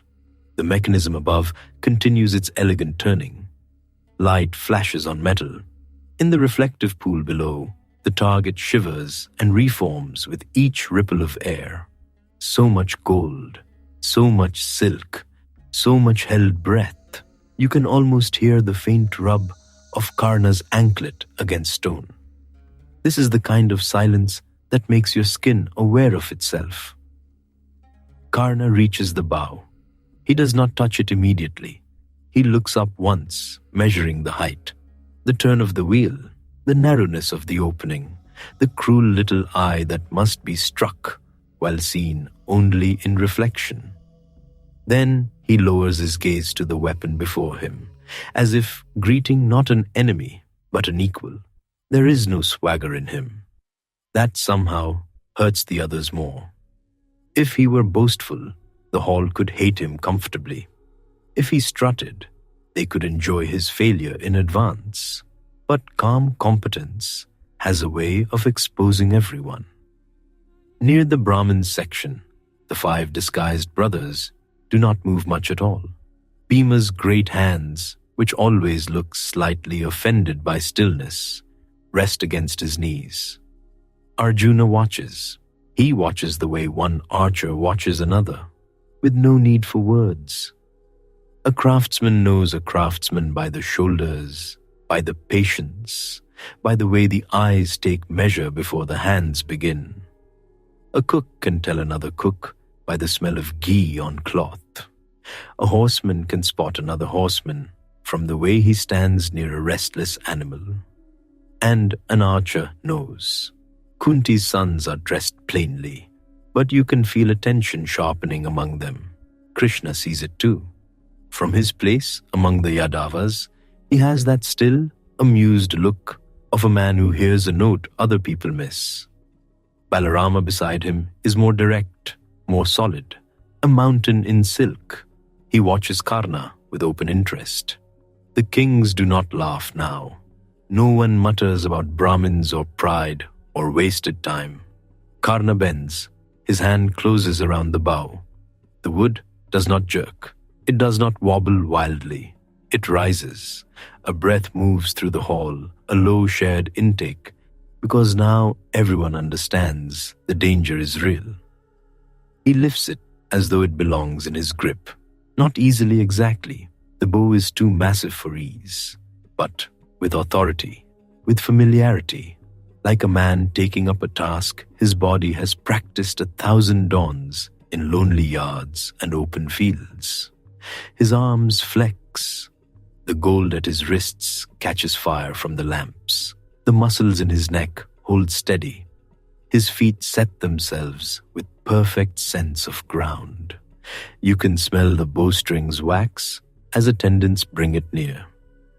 Somewhere in the back rows, a jeweled bracelet slips down a woman's arm with a tiny hiss. No one turns. This is the moment. The man many fear may actually do it, is about to string the bow built to humble kings. And then Draupadi speaks. Not loudly, she does not need to. The words carry because all the air in the pavilion has been emptied out to make room for them. She says she will not choose a Sutaputra, a charioteer's son. That is all. No speech, no trembling explanation, no softening, no long apology wrapped around the refusal. Just that line, bright and cutting and impossible to misunderstand. The hall changes shape. You feel it instantly, like a cloud crossing the sun. All the hell breath spills out, but not in relief, in shock. The insult lands first on Karna, of course. It lands on the hand already on the bow, on the poised body, on the name he has built through merit and effort and loyalty and sheer terrible brilliance. It lands on the kings who had been afraid of him. It lands on Duryodhana, whose love for Karna burns hottest whenever the world reminds them both where it thinks he belongs. It lands on everyone, because once a thing is spoken in public, nobody stays clean. The garlands do not move. The target keeps turning. A lamp sputters softly, then steadies again. Karna does not answer at once. That silence is worse than anger would have been. If he had shouted, the room could have found its footing. If he had laughed cruelly, some would have laughed with him from sheer cowardice. If he had thrown the bow aside, at least movement would have returned. But he stands there still, one hand on the weapon, the princess's refusal hanging in the air between them like a blade too fine to see. You can almost feel the heat on his face, not the heat of exertion, the other kind, the heat that rises when a wound is opened in front of strangers. Duryodhana half rises in his place. He looks ready to set the whole pavilion on fire with his indignation alone. He has never been especially gifted in the calm acceptance of insult. That was never one of his talents. Give him a mace, a grudge, and a target, and he is comfortable. Give him social humiliation, and he becomes weather. But even he waits, because this is Karna's moment to answer or not answer. And Karna, after a long breath, does something smaller and sadder than outrage. He smiles, not with joy, not even with mockery, not fully. It is the kind of smile a man uses when he has been struck in a place that has already been struck before. Old bruise, new finger pressing. He lifts his gaze toward Draupadi. He does not plead. He does not beg the assembly to remember his kingship or his skill, or the friend who placed a crown on him before the world. He does not list his victories like coins dumped from a purse. He knows very well that once a room has chosen birth over proof, arguments become dry leaves in wind. So he gives the bow back to stillness. Some say he laughed softly and looked at the sun. Some remember only the set of his jaw. Some will insist he could have done it and was denied by fear. Others will mutter that rules are rules, rank is rank, and a princess may choose whom she likes. The day is still happening, and already memory is dividing itself into camps. But right now, inside this hall, it feels simpler and more painful than all that. A warrior came forward. A woman refused him. Honor flinched. Silence swallowed the room. You sit in it with everyone else. The scent of sandalwood has gone sharp somehow, mixed now with sweat and hot cloth and the faint metallic tang of weapons worn under ceremonial silks. Above, banners stir in a sluggish current of air. Outside, beyond the carved pillars, city noise keeps going. Vendors calling, horses snorting, wheels on stone, because cities never stop for the exact instant a heart cracks in public. Karna lowers the bow. His movements are careful. That care matters. Humiliation often wants to hurry a person. It wants clumsy hands, harsh gestures, some outward sign that the strike found its mark. But Karna denies the hall that satisfaction. He places the weapon down with the same control with which he lifted it. Then he steps back. The sun on his armor feels harsher now, as if the light itself has become a witness he did not ask for. Duryodhana is on his feet fully now. He speaks hotly. Everyone can see it, even if they miss a word here and there in the rustle of silk and shifting bodies. His outrage comes fast and noble in its own fierce way. He would remind the hall that kingship has been given, that valor should count, that no man who can shatter armies should be dismissed because of the house where he was raised. He would gladly pick a fight with an entire assembly over his friend, and perhaps enjoy it. That too is part of why Karna loves him. Not for wisdom. Duryodhana is not always rich in that particular commodity. For recognition, for the simple blazing fact that when others saw stain, Duryodhana saw worth and said it aloud. But this is not a battlefield, and not yet a riot. Elders stir. Priests glance anxiously from one royal face to another. Attendants look as though they might faint directly into their trays. Drishtadhyumna remains alert, one hand near his weapon, because weddings have a habit of turning into something else entirely when proud men gather in numbers. Drupada does not soften. Draupadi does not take back what she said. She stands upright, garland in hand, dark eyes steady, the fire of her birth not hidden at all. Whatever else may be said of her, she does not blur at the edges. She has made her refusal and remains inside it. You can feel how costly that steadiness is, even now. To refuse a man in private is one thing. To refuse him before a hall full of kings is another. She does not look small, neither does he. That is what makes the moment ache. Two strong people, one impossible line between them. Karna's face hardens, though only slightly. If you are watching from far away, you might miss it, but close enough, you see the inward closing. A door swung shut with quiet force, a tenderness toward the world, withdrawn by one finger's width. He bows, if it can be called a bow, a courtesy stripped down to its bones. Then he turns away. The ornaments on his chest make a low sound against each other as he moves. His footfalls are measured. He returns not as a defeated fool, because he did not fail the challenge. He returns as a man refused the right to attempt it. That difference will matter later. Oh, it will matter.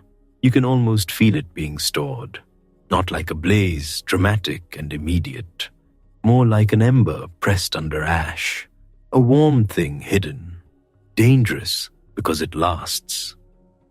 As he goes back to his seat, the whole tries to recover its manners and cannot quite manage it. Men shift, clear their throats, adjust crowns that no longer sit comfortably. Women lean toward one another and then think better of whispering. Musicians stare at their instruments as if expecting rescue from strings and drums. Nobody knows the proper ceremonial response to what has just happened. It is a wedding contest, yes. It is also now a wound. Karna sits. Duryodhana remains tense beside him. like a storm told to sit politely on a cushion. Shakuni, somewhere near, watches through half-lidded eyes, always collecting moments the way other men collect gemstones. He knows the value of injury remembered. He knows how long shame can live when fed carefully. Krishna's gaze rests on Karna for a brief time. There is no mockery in it, only attention, deep and quiet. Across the hall, Arjuna is still watching, not triumphantly, not yet. He has not moved, but something within him has sharpened. The field has changed. The most dangerous visible rival has been halted not by lack of skill, but by refusal. That leaves a strange opening in the air, and Arjuna can feel it, the way a hunter feels, wind shift across the skin. Beside him, Bhima's mouth tightens. Bhima is many things, and subtle social cruelty is not one of his favorite flavors. He understands direct hostility. He understands wrestling, eating, laughing too loudly, and flattening whoever needs flattening. A polished insult in a packed royal hall. That sort of thing has too many tiny bones in it. Yudhishthira stays composed. Nakula and Sahadeva exchange the briefest glance, and Draupadi remains standing by the garland while the whole contest wobbles on the edge of continuing. You are there in the heat of it. The floor beneath you is cool stone through cloth. The braziers breathe out waves of warmth. The perfume of flowers has begun to turn sleepy, almost overripe. Outside, afternoon has thickened toward evening gold. Inside, time seems to have slowed to honey. One refusal, that is all it took. A man rose. A name was used against him. He sat down changed, and the room changed with him. People will remember this moment in different ways for the rest of their lives. Some will say Draupadi defended her choice as any princess may. Some will say Karna was wronged before all the world. Some will remember the heat in Duryodhana's face. Some, the stillness in Karna's hands. Some, the bright, unwavering line of Draupadi's mouth. Some will swear the light dimmed. Some will swear the hall rang as if struck. But in the moment itself, it is not argument you feel. It is ache. Human, immediate, almost embarrassingly plain. You can be mighty and still be hurt. You can be radiant and still be hard. You can be right by one law and cruel by another. And none of that stops the drums outside, or the target above, or the wedding garland growing heavier in a princess's hands. The contest is not over. It only feels, for one long breath, as if the whole day has stumbled. Then a murmur begins at the edges, small at first, the kind of murmur a crowd makes when it has survived a shock and needs movement again, any movement. Heads turn. Eyes search the hall for what comes next. The princes who failed look relieved to be forgotten. The proud men who feared Karna now hide that relief behind disapproval. Everyone waits for the next body to rise and spare them from thinking too hard about the last one. And among the Brahmins, dressed in modest cloth, quiet until now, one figure begins to shift. Not with Karna's golden authority, with something leaner, quieter, more dangerous perhaps, because it arrives without announcement. The man moves like someone who has spent a lifetime with a bow, even if his robes insist otherwise. And before the hall fully understands what is happening, another kind of surprise is already on its way. The sun is higher now, and the heat has settled over the pavilion like a hand that does not intend to move. Karna has stepped back. His hurt is still in the air. You can feel it hanging there with the incense and lamp smoke, that sharp, invisible thing people breathe in and pretend not to taste. Kings shift on their seats, bracelets click, someone coughs. Somewhere outside, an elephant gives a low, annoyed rumble, as if even it knows this day has turned strange. And just when pride thinks the day belongs to kings, a quiet stranger rises from the Brahmin seats. At first, half the hall does not understand what it is seeing. A Brahmin youth, simple robes, no jeweled crest, no kingly fan behind him, no herald crying out his titles until the rafters shake. He just stands, calmly, like a man getting up to fetch water. Then heads turn, one after another. The rustle moves through the assembly faster than speech. Silk whispers, gold chains slide over cotton. Men who a moment ago were staring hard at the floor now look up together. A few smile the way powerful men do when they think a fool has volunteered for public embarrassment. A few laugh, not cruelly at first, more the startled kind. The kind that says, "Surely not this one. Surely the hall has not spent half the day watching kings fail only for a young Brahmin to decide this is his moment." From the royal seats comes irritation. From the Brahmin's enclosure comes a different sound entirely. Excitement. You hear palms slap together softly. You hear low murmurs, hopeful and nervous. Among men who live by ritual, learning, and sacred fire, this one does not look ordinary. There is something in the shoulders, in the wrists, in the way he does not fidget. A few lean forward, eyes bright. They have seen the hands of scholars before. They know the difference between fingers shaped by prayer beads and fingers shaped by bowstring. This one has archer's hands. Across the hall, Draupadi lifts her gaze, only a little, but enough. Her garlands rest cool and heavy against her silk. The gems at her throat catch the firelight. Her face remains composed. Yet, there is a new stillness in her now, alert and inward, as if some note only she can hear has begun to sound. Beside her, Drishtadyumna watches with the sharp attention of a man who has spent all day measuring warriors and is suddenly no longer bored. The young Brahmin steps into the open space. He does not hurry. That is the first unsettling thing. Men who are about to embarrass themselves usually rush, hoping momentum will do what skill cannot. They charge the bow. They seize it too quickly. They set their feet badly. Then the bow humiliates them in front of everyone they wanted to impress. This one moves like he already belongs in the circle. You feel the room notice it. The polished floor throws back points of lamplight under his feet. Flower petals, crushed by all the traffic of the day, cling faintly to the edges of the marble. The great bow waits on its stand, dark and massive, its curve almost animal.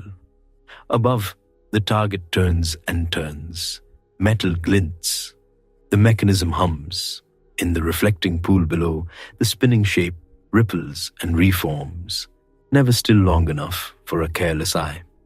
The smell of sandalwood drifts past. Under it, warm oil. Under that, the human heat of hundreds gathered too long in one place. You are standing in the hush before astonishment. The kings begin to talk over one another, some object at once. They say the contest was for kshatriyas, for princes, for rulers whose names carry weight beyond one city gate. They say a Brahmin has no place here.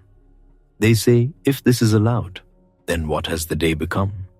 Others answer differently. A Swayamvara tests worth. They remind each other. The challenge was announced openly. No man who can string the bow and strike the mark was forbidden by rule. Besides, who wants to stop him? If he fails, the laughter will be worth the wait. That last thought spreads quickly.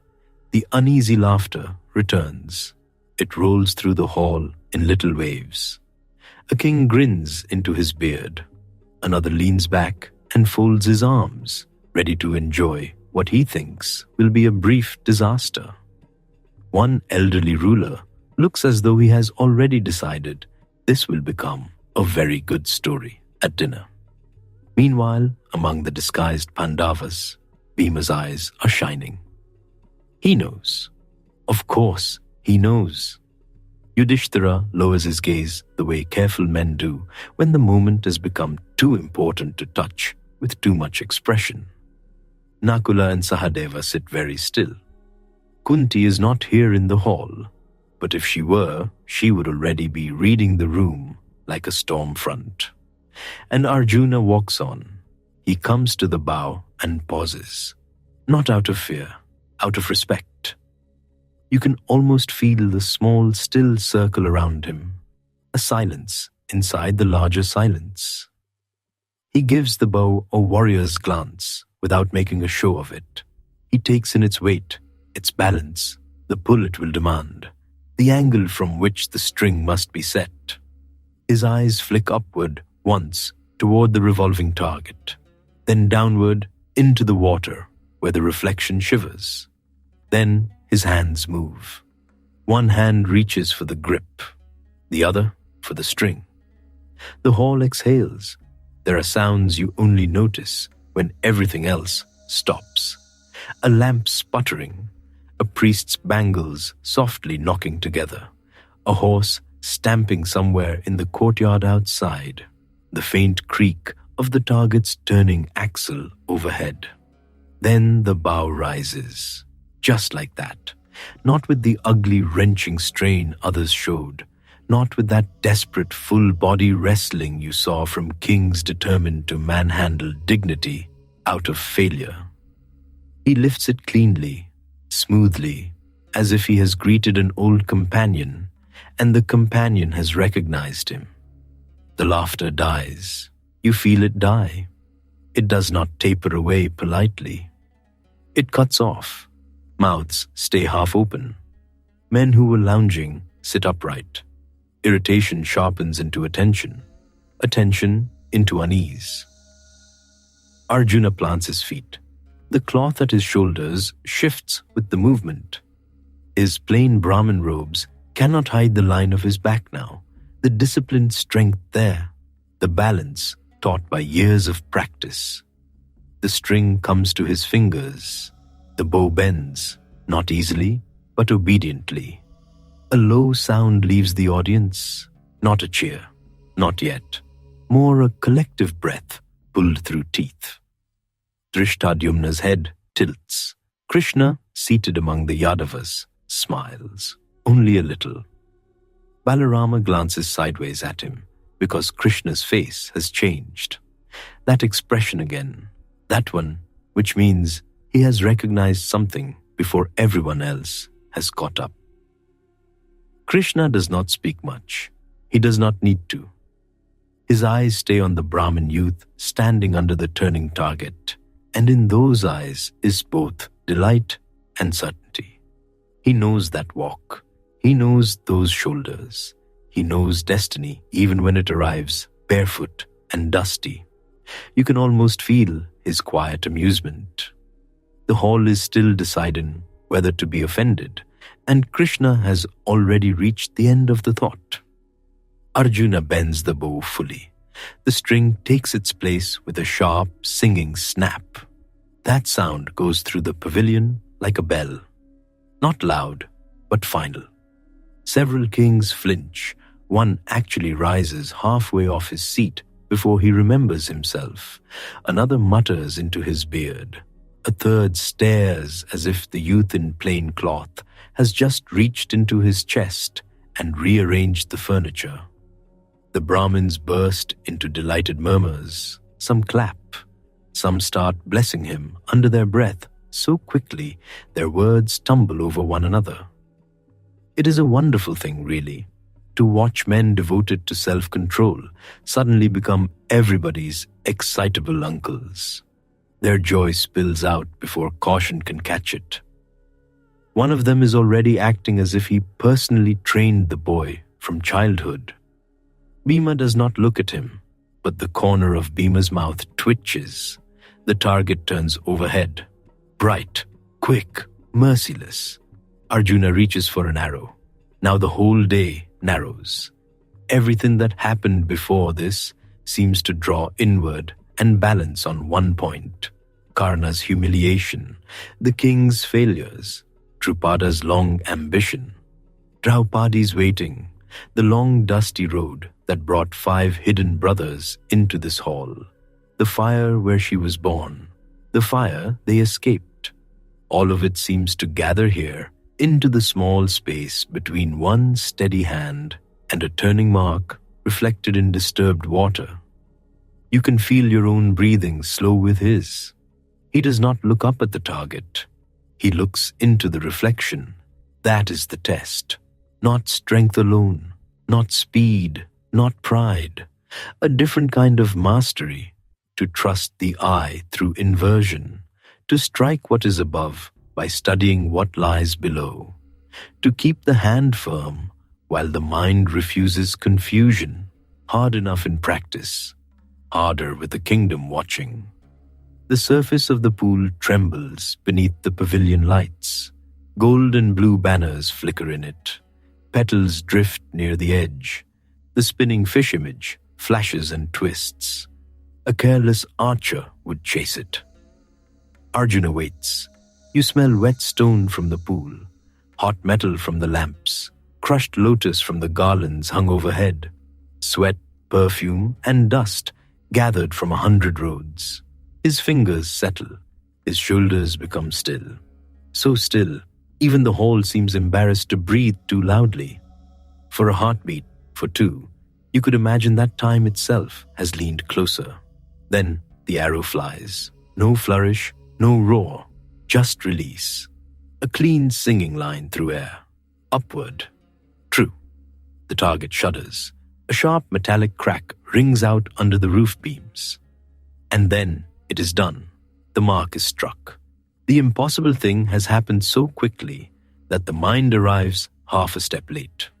First the sound, then the motion, then the stunned understanding rippling outward from face to face. Kings blink, priests gape, servants at the edges lift both hands to their mouths. Somewhere, a drum sounds by accident because the drummer has jolted in surprise. The arrow has found the eye, the target spins once more, broken in dignity, if not in mechanism. The hall erupts. For one glorious instant, it is all joy.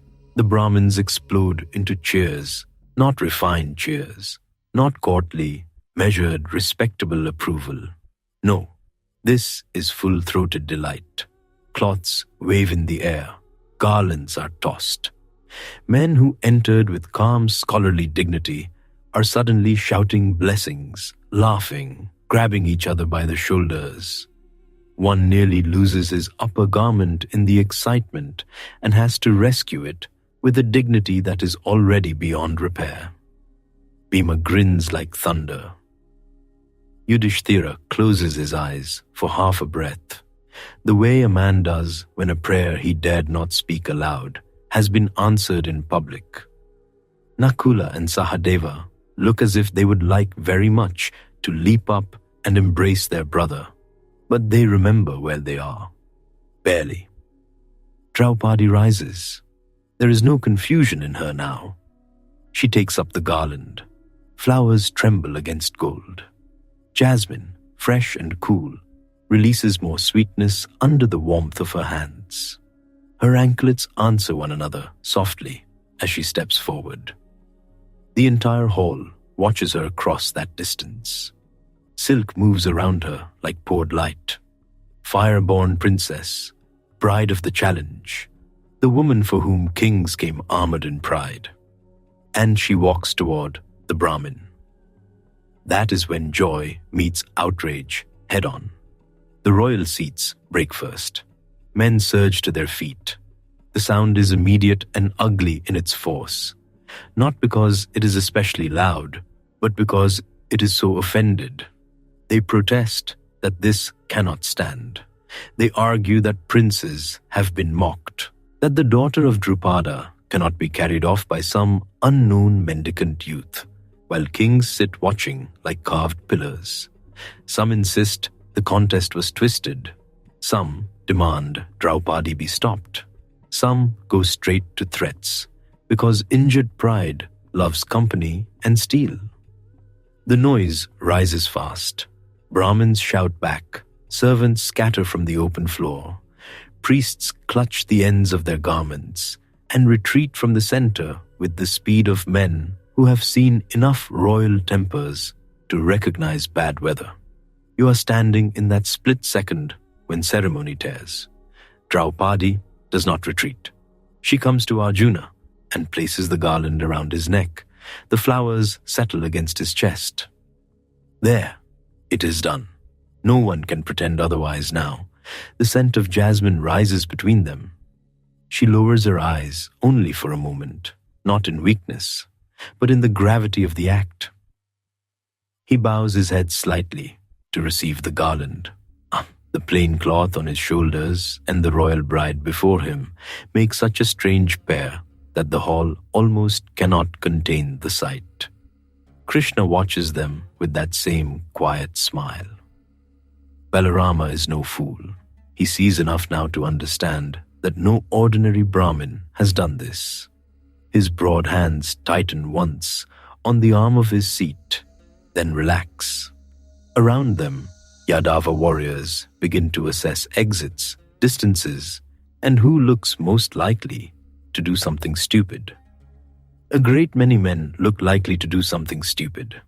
Weapons flash, not all at once.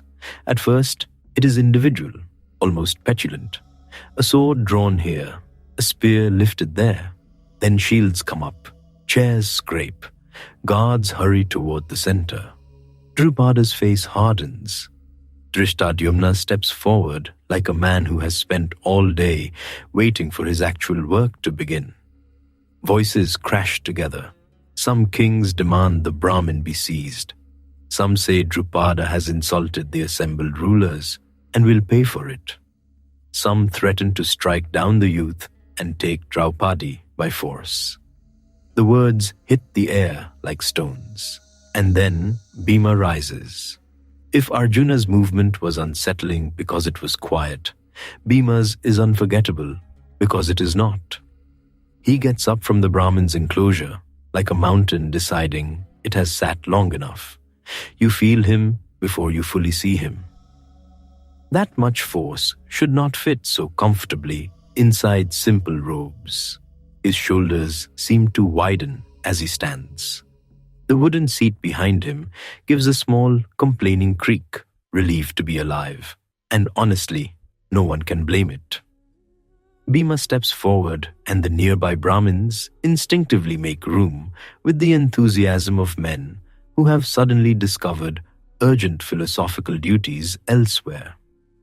He does not snatch for elegance. He goes for effectiveness. A great tree trunk or a heavy pillar would have suited him, but the hall has to make do with what is close. In the crush of confusion, he seizes a massive ceremonial staff and then another weighty object besides, something built to decorate rather than to survive Bhima's grip. It becomes practical immediately.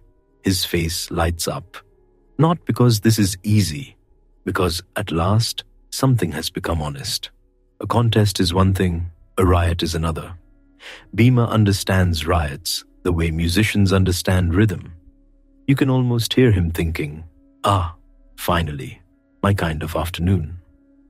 Arjuna turns slightly, still calm, garland fresh on his shoulders, and positions himself near Draupadi. Not possessively, protectively. The bow is in his hand now, and that changes the atmosphere all over again. A moment ago, he was an audacious stranger. Now he is a threat every warrior in the hall has correctly reassessed. The first attackers come in too fast. Pride always does. A king with more temper than judgment charges forward. Another follows, blade up. Their ornaments flash. Their anklets and scabbards clash against each other. The polished floor that looked so beautiful for ceremony is suddenly a very poor place to run in anger. Bhima meets them, not with cruelty, with certainty. The great staff in his hands sweeps once, shields jar, men stumble backward. Another rushes in and finds himself checked so hard, he sits down unexpectedly on the pavilion floor, looking offended more than injured. It would be funny anywhere else. In fact, it is still a little funny here.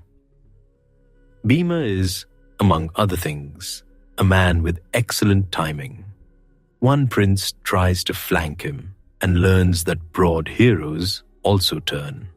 Another raises a mace only to discover that Bhima has already occupied all the useful space in front of him. The sound of wood striking armor booms under the rafters. Spears glance away. Swords ring. The garlands overhead begin dropping petals in showers with every jolt. You smell splintered wood now, dust shaken from beams, the sweet smoke of disturbed incense, and under it all, the hot iron scent of weapons pulled too quickly from scabbards. The Brahmins behind Bhima are having the most complicated emotions of their lives. On one hand, terror. On the other, absolute delight. Many begin shouting encouragement that is wildly unhelpful but heartfelt. A thin old scholar waves his water pot as if he too intends to join combat, though one suspects the water pot has other plans. Another blesses Bhima so fiercely that it sounds almost like battle instruction. Bhima does not need instruction. He laughs once, short, deep, joyful, not because men are falling, because his brother succeeded, because the hidden life is cracking open, because after too much caution and too many disguises, he finally gets to stand in front of Arjuna and say, with his whole enormous body, "No farther." Drishtadyumna enters the fray at the edges, not wildly, but with trained precision, guarding his sister's side and testing the strangers who are not strangers. He has been watching these Brahmin youths all day. Now he watches harder, especially the one with the bow, especially the giant who fights like a storm wrapped in cloth. Draupadi's soldiers rush in too, trying to keep the pavilion from becoming a slaughterhouse of reputations. Still, the noise grows. Kings are terrible losers in groups. Some hold back, calculating. Some advance and are driven away. Some simply shout because they are too dignified to risk another public failure and too angry to sit down quietly. The whole hall becomes a whirl of color and metal and outrage. Banners swaying overhead, while flower petals stick to sandals and spear shafts alike. You duck instinctively as something clatters across the floor nearby. A bracelet, not a weapon. Even jewelry is fleeing. In the middle of it, Draupadi stands straighter than anyone might expect. Her maids have vanished to safer margins, wise women that they are. But she remains near Arjuna with remarkable steadiness, the bride garlanded and won, watching the world rearrange itself around one successful shot. Her face is serious now, not frightened exactly. Awake, she was born from fire. This is not fire, but it is a cousin. Arjuna finally moves. Until now, he has been holding the line by presence. That is no longer enough. A cluster of warriors breaks through the confusion with real intent, and the archer in Brahmin cloth becomes unmistakably a warrior. He fits arrows to string in a rhythm too fast for the untrained eye to follow, not wasteful, not wild, clean, controlled, impossible. Shafts strike weapons from hands, clip crowns, shatter the momentum of charges, pin hems and scarves and banners where needed, and send pride stumbling backward in all directions. He is not trying to claim lives. He is making a point, a devastating one. Every arrow says the same thing. You misjudged me. The kings hear it. They hate hearing it. One spear flies toward the center. Arjuna splits its path with a shaft so quick it seems the air itself objected. Another attacker advances behind a shield and discovers that shields are useful only when the man holding them understands who stands opposite. Arjuna's arrows drum against armor and weapon and standard, turning confidence into caution with exquisite economy. Krishna watches, still seated, still quiet, but now the smile deepens, touched with something warmer than amusement. Recognition, yes, affection too, the sort that arrives not from introduction, but from remembrance. The dark prince of the Yadavas sees the dark-haired archer in simple robes holding a hall at bay, and something old and bright passes between destiny and delight. He says a few words to those nearest him, brief words, enough to keep the Yadavas from joining the chaos without need. Balarama listens, snorts once through his nose, and settles back with the expression of a man who has accepted that the day has become very Krishna-shaped and that resisting this usually wastes energy. More kings surge, more fail. Bhima and Arjuna work together now without seeming to signal anything. That is the pleasure of brothers who have trained and traveled and survived together.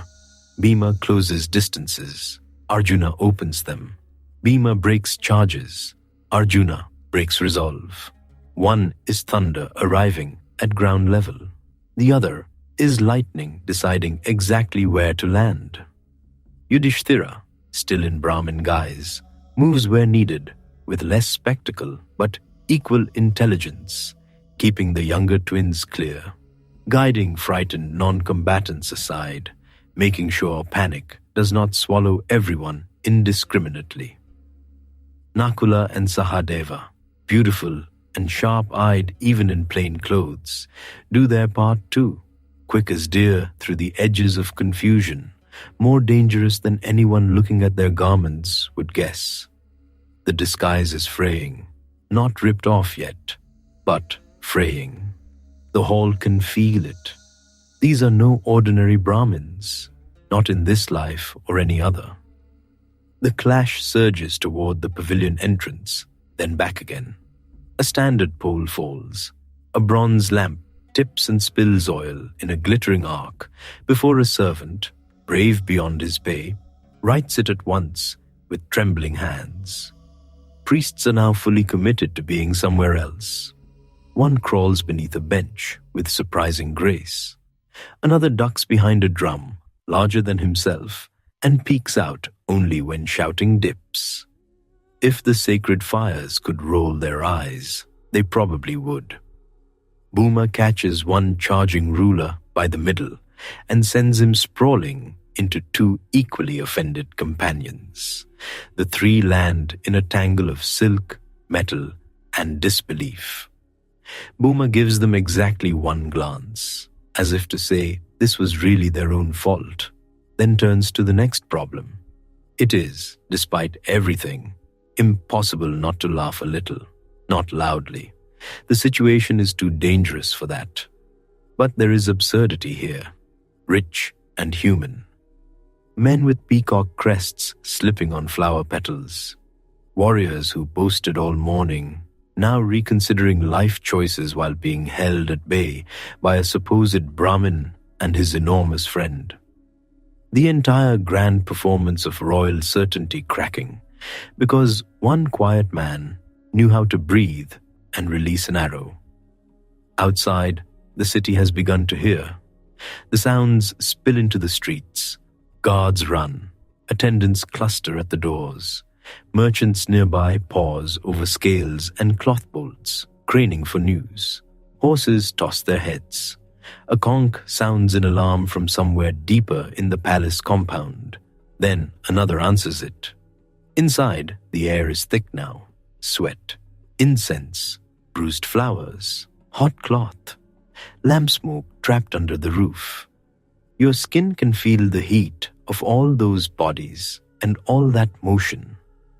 Marble floors that seemed cool earlier are warm beneath quick feet. The afternoon has ripened into one of those moments that everyone inside will recount differently for the rest of their lives. At last, amid the turmoil, stronger voices begin forcing order back into the room. Draupadi's command cuts through. Drishtadyumna's officers form ranks. Some of the wiser kings, having seen enough, begin pulling the angriest ones back by the arm, the belt, the shoulder, by whatever dignity remains available. No alliance is worth getting thoroughly disgraced over an already lost bride. Not today. Not in front of this many witnesses. And some have noticed Krishna is not disturbed. That matters. When a man like Krishna sits easy through chaos, sensible people ask themselves what he knows. The answer, in this case, is plenty. The fighting thins, not all at once, little by little, like rain breaking after a hard burst. A sword lowers here, a shield drops there. Men still breathe hard, they still glare. Pride is not soothed, it is merely outnumbered by reality. The Brahmin youth is no Brahmin in the ordinary sense. The giant at his side is no harmless ascetic. Draupadi's daughter has made her choice, and anyone determined to contest it further must now measure himself against a hall full of witnesses, Panchala's guard, Draupadi's own wrath, and the unnerving calm of the dark Yadava prince watching from his seat. That is a lot to take on before supper. Slowly, the center clears. Arjuna stands with Draupadi beside him, garland resting on his chest, bow in hand. Bhima remains nearby, broad as a gate and almost as welcoming. The brothers gather around them in their plain robes, and plain robes have never looked less convincing. A murmur travels through the assembly. Guesswork ignites. Who are they? Where did they come from? What wandering Brahmins move like this? What hidden lineage wears such simple cloth? Drishtadyumna's eyes narrow with fascination, Krishna's with joy. He has no need to announce what he knows. Not yet. He simply watches Arjuna as one recognizes an old friend at a crowded festival, even before the friend has looked up. There is tenderness in that recognition and certainty, and something playful too, as if the world has just managed a very elegant trick and Krishna appreciates good timing. He rises at last. Only then do many others remember to breathe properly. The uproar has drained into murmurs, then into that strained, bright silence that follows public upheaval. Somewhere near the back of the hall, a dropped anklet is finally retrieved. One bent lampwick is trimmed. A shaken attendant writes a tray of flowers and pretends this was a normal palace duty. Petals lie everywhere now, scattered over footprints, weapon marks, and the polished floor. You can smell jasmine crushed under sandals. You can hear the target above still turning, slower now, round and round, as if it has not yet realized the day is over. Krishna looks toward the garlanded victor, and though he says little, the look itself is enough. Welcome sits in it. Recognition. The first quiet shining of a bond that will one day hold in forests, palaces, exile roads, and war. But not yet. For now, the Brahmin with the archer's hands stands in borrowed cloth at the center of a broken ceremony, and every heart in the hall knows something irreversible has happened. Draupadi has chosen. Arjuna has revealed himself without a name. Bhima has held back kings with the cheerful conviction of a man moving furniture. And destiny, which often enters without fanfare, has just walked across a polished floor in simple robes, while half the room laughed too soon. The afternoon leans toward evening. Light shifts on the pillars. Outside, pigeons scatter from the palace eaves and settle again. Inside, garlands droop slightly in the heat. The great bow rests no longer as an ornament of challenge, but as a witness. Men who came certain of themselves now sit with bruised pride and many thoughts. Priests creep cautiously back toward dignity. Servants begin very gently to restore order around the edges, because palaces survive by pretending nothing truly astonishing has happened until the guests have left. But everyone knows, you know it too. The air itself feels altered. As Arjuna and his brothers prepare to leave the pavilion with Draupadi, still wearing the unremarkable cloth that fooled so many eyes, whispers rise behind them like wind through dry leaves. Names are guessed, denied, guessed again. Some say gods, some say exiled princes, some say danger, some say blessing. Krishna watches them go. The last gold of afternoon catches on his ornaments and on the peacock feather above his brow. His expression softens into something almost private. Not surprise, not exactly satisfaction. More like recognition fulfilled. And under the high roof of the Swayamvara hall, with sandalwood smoke thinning into evening and the target finally slowing overhead, the day turns its face toward whatever must happen next. But the contest is only half the astonishment. The true turning waits in a quiet house at the end of a long walk home. The road back feels strangely ordinary. That is the first odd thing. A little while ago, kings were shouting, bows were singing, steel was flashing, and the whole pavilion had the mood of a thunderstorm trying to put on jewelry. Now evening has begun to soften the edges of Panchala. Dust lies golden on the road.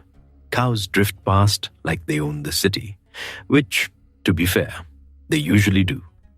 Smoke rises from cook fires. Somewhere, a woman is grinding grain.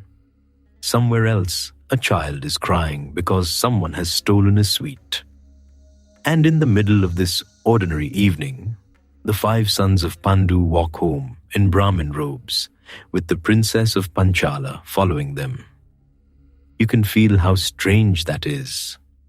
Draupadi walks with her head lowered, but not in fear, more in concentration. She has stepped out of one life and not yet fully landed in the next. The garlands still brush against her silk. Gold touches her wrists and throat. Her hair still carries the faint sweetness of jasmine and sacrificial smoke, as if the fire she came from has never entirely left her. Ahead of her, Bhima keeps glancing back, as if expecting half the royal assembly to come charging down the lane, which, honestly, would not be unreasonable. Arjuna walks quietly, the same way a man walks after loosing the perfect arrow, calm on the outside, with the whole world still ringing inside his ribs. Yudhishthira says very little. Nakula and Sahadeva move close, alert, bright-eyed, trying to look humble and failing in that princely way that says they have never in their lives carried a begging bowl without making it look ceremonial. The smell of evening smoke catches in your throat. Clay walls glow red in the sinking light. It should be a simple walk. It is not. Behind them, in the great hall, confusion is still blooming like spilled dye. Draupadi has seen the impossible happen. His daughter has garlanded a Brahmin who stood like a warrior, moved like a warrior, and fought like a man born with a bow in his hands. The kings who failed the trial are leaving in anger, in embarrassment, or in muttering disbelief. Drishtadyumna, sharp as ever, has begun asking questions with his eyes before he asks them with his mouth. And Krishna, Krishna has smiled that small, knowing smile of his, but that is behind them for now. For now, there is a potter's dwelling, modest and dim, a temporary shelter. Clay jars by the wall, a low doorway, a rough floor cool under bare feet, the scent of wet earth baked into brick. No banners, no drums, no polished pillars, just a place to rest and survive another night. Inside, Kunti is waiting. She has spent the day, as mothers do when sons are out in a dangerous world, pretending not to be who they are. She has worried. She has prayed. She has tried to busy her hands so her mind would not run wild. Rice has been sorted, water poured, lamps prepared. She has listened for footsteps 100 times and heard only the city settling toward dusk. Then, at last, the brothers arrive outside and they call to her in excitement. They tell her they have brought alms. It is a simple thing to say.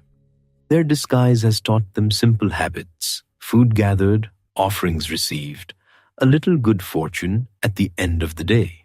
That is how it sounds. And Kunti, still inside, not looking up, answers quickly, "Share it equally among yourselves." The words leave her mouth with the ease of habit. Then silence. It falls all at once. No one moves. No one answers. The light from the doorway stretches across the floor. A little ash drifts in the air near the cooking place. Outside, a cartwheel groans past in the lane. Inside, 6 lives have just tilted. You are standing in that silence now. You can almost hear each person's breath. Kunti turns and sees her. Draupadi stands in the doorway, fire-born and garlanded, a princess in a potter's house. Kunti's face changes. First confusion, then comprehension, then the sharp inward shock of someone realizing that a careless sentence has landed like fate. She had meant grain, fruit, whatever had come to the boys in their wandering. Instead, there is a bride, a royal bride, a woman, not a thing, a daughter of kings standing there while a mother's words hang in the room like a bell that cannot be unrung. For a moment, even Bhima has nothing to say, which is rare enough to deserve a small festival. Arjuna lowers his eyes. He won the contest. He brought her here. He knows what should follow, yet he also knows the weight of their mother's speech. In this family, words are not loose straw. They are rope. They bind. Yudhishthira is the first to steady himself. That is also not surprising. He looks from Kunti to Draupadi to Arjuna, and you can almost feel the thoughts arranging themselves inside him with painful care. A mother's word must not become false. A younger brother's victory must not be denied. A princess must not be dishonored. A family that has survived poison, fire, exile, and constant danger must not crack open now, not over the very blessing heaven has placed before them. A blessing with eyes, breath, and a will of her own. Draupadi says little, but she sees everything. She sees Kunti's distress. She sees Arjuna's turmoil. She sees Yudhishthira already entering that grave inward place where difficult decisions are made. She sees Bhima's protective anger rising because Bhima is always ready to hit a problem with either his hands or his loyalty, whichever seems more useful. She sees the twins exchange that quick, silent glance shared by brothers who have spent a lifetime reading moods before words. And she understands this much at once. The day is not over. The air in the little house feels warm and close. Oil from the lamp begins to perfume the room. The roughness of the walls makes her jewels seem even brighter, stranger, as if she has carried a piece of the royal hall into a place meant for quieter lives. You feel the contrast in your own body. silk in a mud-walled room, gold beside clay, destiny sitting on a woven mat. Kunti steps forward at last. Her voice is low now, troubled, tender. She tells her sons what happened, that she spoke without seeing. She grieves the mistake even as she fears its consequences. She does not want falsehood attached to her. She does not want wrongdoing attached to them. She does not want this young woman, newly won, to become the center of bitterness among brothers. That fear is real. Arjuna, who should by every ordinary rule marry Draupadi alone, does not seize the moment. He does not say she is his by contest and skill and right. He stands still. The victory in the hall had been clear. This room is not clear at all. Yudhishthira begins to speak carefully, feeling his way as a man crosses a river on hidden stones. He says their mother's words carry weight. He says dharma is subtle. He says there may be a path no one expected. He reminds them, gently, that discord over a woman has ruined families before and could ruin theirs. He does not say these things to diminish Draupadi. He says them because he sees the danger already flickering at the edge of the room, like fire catching dry grass. Bhima frowns. Bhima, for all his size, often goes directly to the heart of a matter. He loves fiercely and hates delays. One can almost imagine him thinking that if the gods wanted simple lives for them, they have had many opportunities to provide one and have repeatedly declined. Nakula and Sahadeva remain respectful, but their attention never leaves Yudhishthira. They know that when he grows this still, something large is moving beneath the surface. Draupadi listens. That matters. She is not some bundle of arms, not some prize bow carried home from a tournament. She is a princess raised among omens and prophecy, born from sacrificial flame, sister to a warrior bred for vengeance. Her mind is quick. Her dignity remains perfectly upright, even in confusion. The room may be humble, but she does not shrink inside it. Night gathers outside. The first insects begin their thin, endless music. From a nearby courtyard comes the smell of lentils simmering with cumin. Hunger appears absurdly because life insists on itself even during impossible moments. The brothers have walked, fought, and nearly been pursued by half the nobility of India. Of course, they are hungry. Of course, destiny chooses dinner time. Drishtadyumna, meanwhile, has not been idle. He has followed them in secret. Drupada's son is no fool. He watched the Brahmin who won his sister. He watched the giant one who uprooted resistance like a tree pulled from wet earth. He watched the composure, the training, the impossible restraint. These were no ordinary wandering students, so he tracks them quietly through the evening streets, keeping to shadows and corners, stepping around sleeping dogs and water pots left near doorways. He comes close enough to see the brothers at the potter's house, close enough to hear fragments, close enough to realize that the one who won the target may be Arjuna himself. This is the second astonishment of the day. Drishtadyumna listens long enough to be certain that these are no common Brahmins. Their bearing gives them away. Their speech gives them away. Even the way they sit gives them away. Princes can disguise their clothing more easily than their bones. He returns to Drupada with the news, and Drupada's heart, which has been thrown from joy to uncertainty and back again all afternoon, lurches once more. The Pandavas live. The sons of Pandu, whom many believed gone in the fire at Varanavata, are alive, disguised, and under his roof by fortune or fate. The man who won Draupadi is not some unknown ascetic, but Arjuna, the very hero Many had half hoped, half feared the contest might draw. This should be perfect.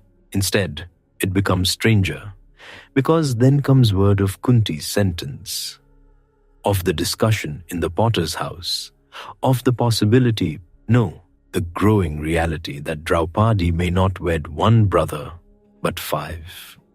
Drupada is bewildered. You can see him in his chamber, pacing the polished floor, while lamps tremble in bronze stands. The smell of sandalwood thickens the air. Servants stay very quiet. A king can accept many unexpected things. A disguised prince, yes. A contest overturned, yes. But one bride for 5 brothers. This is no ordinary turn of fortune.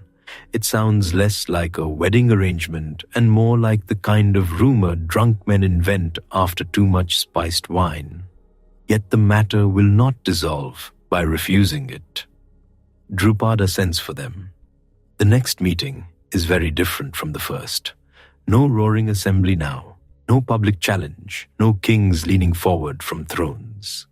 Instead, there is a private chamber, guarded but hushed. Lamps cast amber pools of light. The carved walls hold their shadows. The fragrance of ghee lamps and lotus garlands mixes with the faint smell of old stone cooling after heat. The Pandavas come with Kunti, and Draupadi comes too. You can feel how every step matters.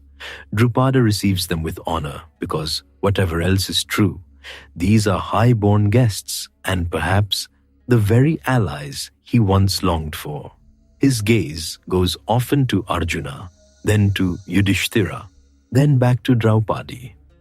He asks what happened. He hears the account. He learns of Kunti's unwitting command. He listens as Yudhishthira explains with calm gravity that a mother's word cannot be discarded lightly. The king is troubled, not angry, not yet. Troubled. He says what many would say, that one man may have many wives. The world has seen plenty of that arrangement, usually to the great inconvenience of those wives. But one woman with many husbands, this is unheard of in royal houses. It jars against custom. It startles the mind. It threatens ridicule. It threatens disorder. A king thinks not only with his heart, but with the whole kingdom looking over his shoulder. Drishtadyumna feels the same unease. So does everyone in the room. Draupadi stands within that unease, like a flame that does not bend. She has been won publicly by Arjuna. That much is clear. Yet, she does not fling herself into protest. She does not collapse. She does not plead.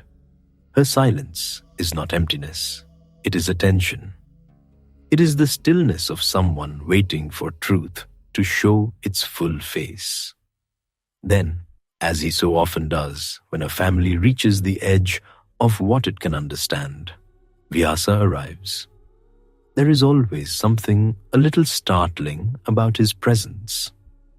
He does not enter a room like courtiers enter, with perfume and announcement and rustling silk. He arrives like the forest has briefly decided to walk indoors. Matted hair, dark form, eyes that seem older than the walls around him.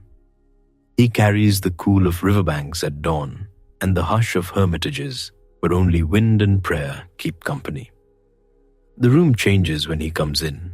Even the lamps seem to hold their flames more steadily. You smell dust, bark, smoke from sacrificial wood. You feel the roughness of woven cloth against polished court air. In a chamber full of royal uncertainty, he looks like something older than kingship itself. Vyasa listens. That is important too. He does not rush. He hears Drupada's concern. He hears Kunti's distress. He hears Yudhishthira's resolve. He sees Draupadi. And then he begins to draw back the curtain on a past deeper than this single day. He tells them that this union is not born only from accident. The roots go further back. In another life, he says, Draupadi had sought a husband with all the finest qualities: strength, righteousness, beauty, skill, wisdom. She had desired them fully, intensely, with the innocent certainty that all perfection should be gathered into one man. In her ardor, she asked more than once, and the boon given to her took that shape. What she had asked for then would ripen now in a form no one expected.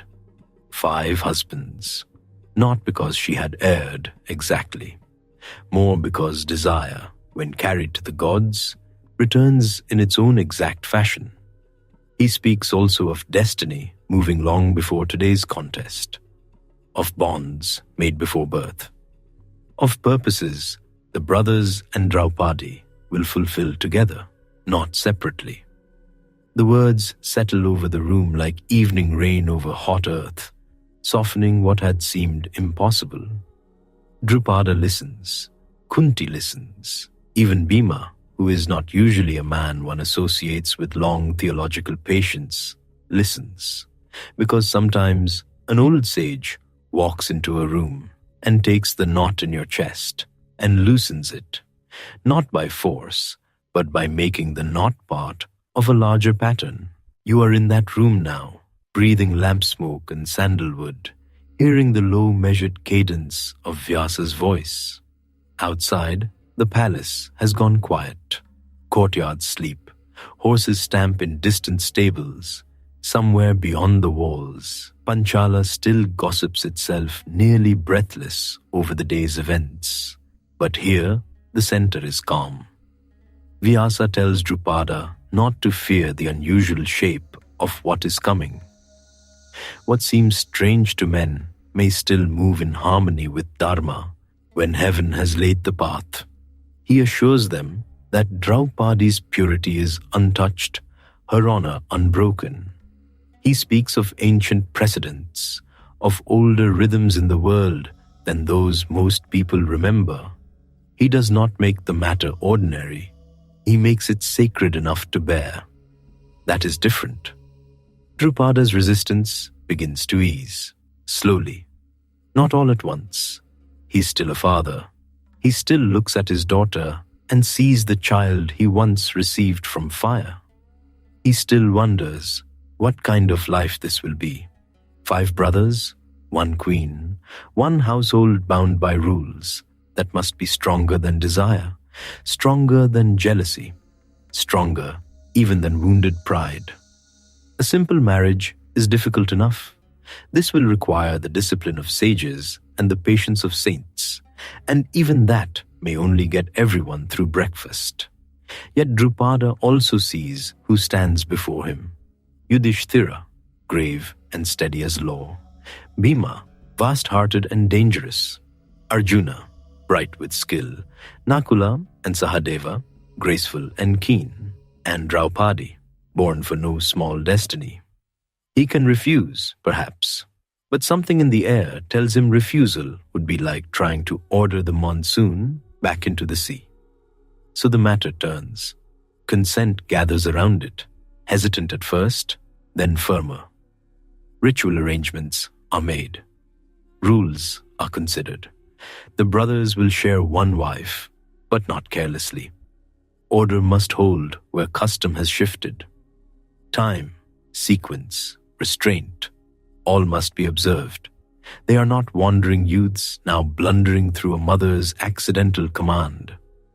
They are stepping into a vow that will shape kingdoms. Kunti's heart grows lighter, though not entirely light. She knows the burden her words have laid. She also knows that what has unfolded may hold a purpose beyond her mistake. She looks at Draupadi with the tenderness of a mother who did not expect a daughter that evening and has suddenly been given one under impossible terms. Draupadi accepts. That acceptance is no small thing. It is not passivity. It is power of another kind. She sees the path open before her, astonishing and difficult, and she steps onto it without lowering her dignity by a single inch. 5 men will love her. 5 men will fail her at times, 5 men will be bound to her fortune, and she to theirs.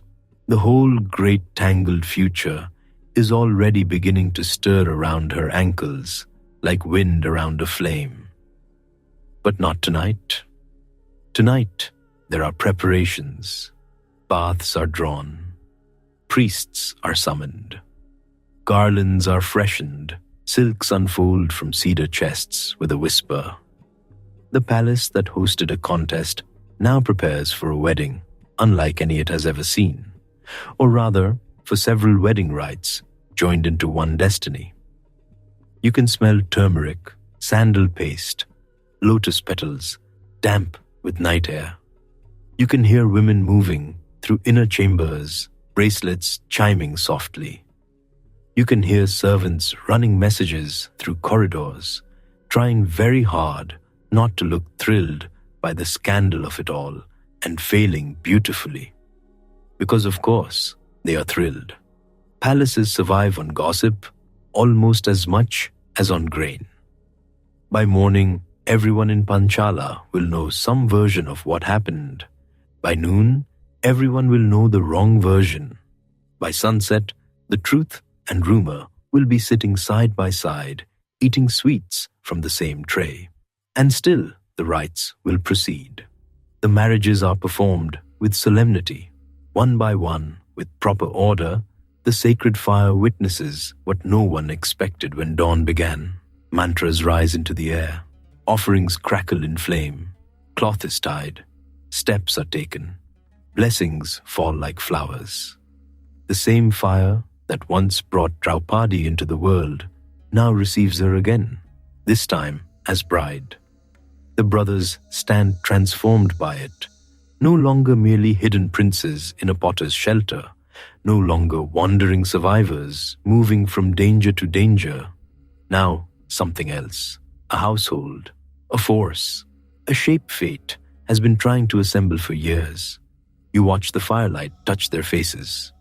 Yudhishthira, serene but inward. Bhima, almost fierce in devotion. Arjuna quiet, accepting the form destiny has chosen over the form he might have wished. Nakula radiant as moonlight on steel. Sahadeva thoughtful, as though he can already hear distant consequences. And Draupadi in the center of them, not diminished, but multiplied, like one flame lighting 5 lamps without losing itself. Outside, the night over Panchala is warm and deep. The stars spread above the palace roofs. Perfume from garlands hangs heavy in the dark. Somewhere, a conch sounds once, low and long. Somewhere, temple bells answer. Somewhere, Krishna, perhaps, hears the news and smiles into the night as though a long-awaited move on a cosmic game board has finally been made, though he would probably put it more sweetly than that. The potter's house is quiet again now. Its clay walls still hold the memory of the moment when Kunti spoke too quickly and the world changed shape. A simple room, a rough floor, a lamp, the smell of smoke, a sentence. Sometimes that is all destiny needs. Not a war cry, not a curse, not even a king's command, just a tired mother at dusk speaking before she looks up. And from that little domestic mistake comes one of the strangest, strongest unions in all the old epics. A marriage no mourning astrologer would have predicted. A knot tied by accident, prophecy, duty, and fire. The city settles at last. The streets cool. The palace lamps burn lower. The garlands begin to droop, sweet and sleepy. And somewhere in the stillness of Panchala, beneath carved beams and quiet stars, Draupadi lies down as bride of 5 brothers, while the future waits outside like a patient chariot in the dark. So, after all of that, what were the ancient storytellers trying to tell us? That a day can look like a wedding and still be a turning point for an age. That a garland can weigh as much as a crown. That one arrow, one refusal, one careless sentence at dusk can change the shape of many lives at once. If you step back from the noise of the hall, from the polished floors and the muttering kings and the great bow waiting under lamps, the meaning of the day begins to settle. Not neat, not simple, but steady. It begins with fire. Draupadi does not enter the world in an ordinary way. She rises from sacrifice, from prayer sharpened by grief and will. So from the beginning, her life is tied to something larger than personal comfort. That matters. In this world, some people are born into quiet homes and ordinary hopes. Others arrive already carrying the heat of unfinished things. You can almost still feel that sacrificial warmth on your skin, the ghee smoke, the crackle of the altar, the strange brightness of a child stepping from flame. Her birth tells you that destiny in the Mahabharata is real, but it also tells you that destiny does not arrive in soft hands. It comes mixed with longing, old injuries, family vows, and human desire. Drupada wants justice. He wants restoration. He wants the future to answer the wound of the past. So even before Draupadi speaks, the world around her is already asking something from her. And that is one of the hardest truths in this epic.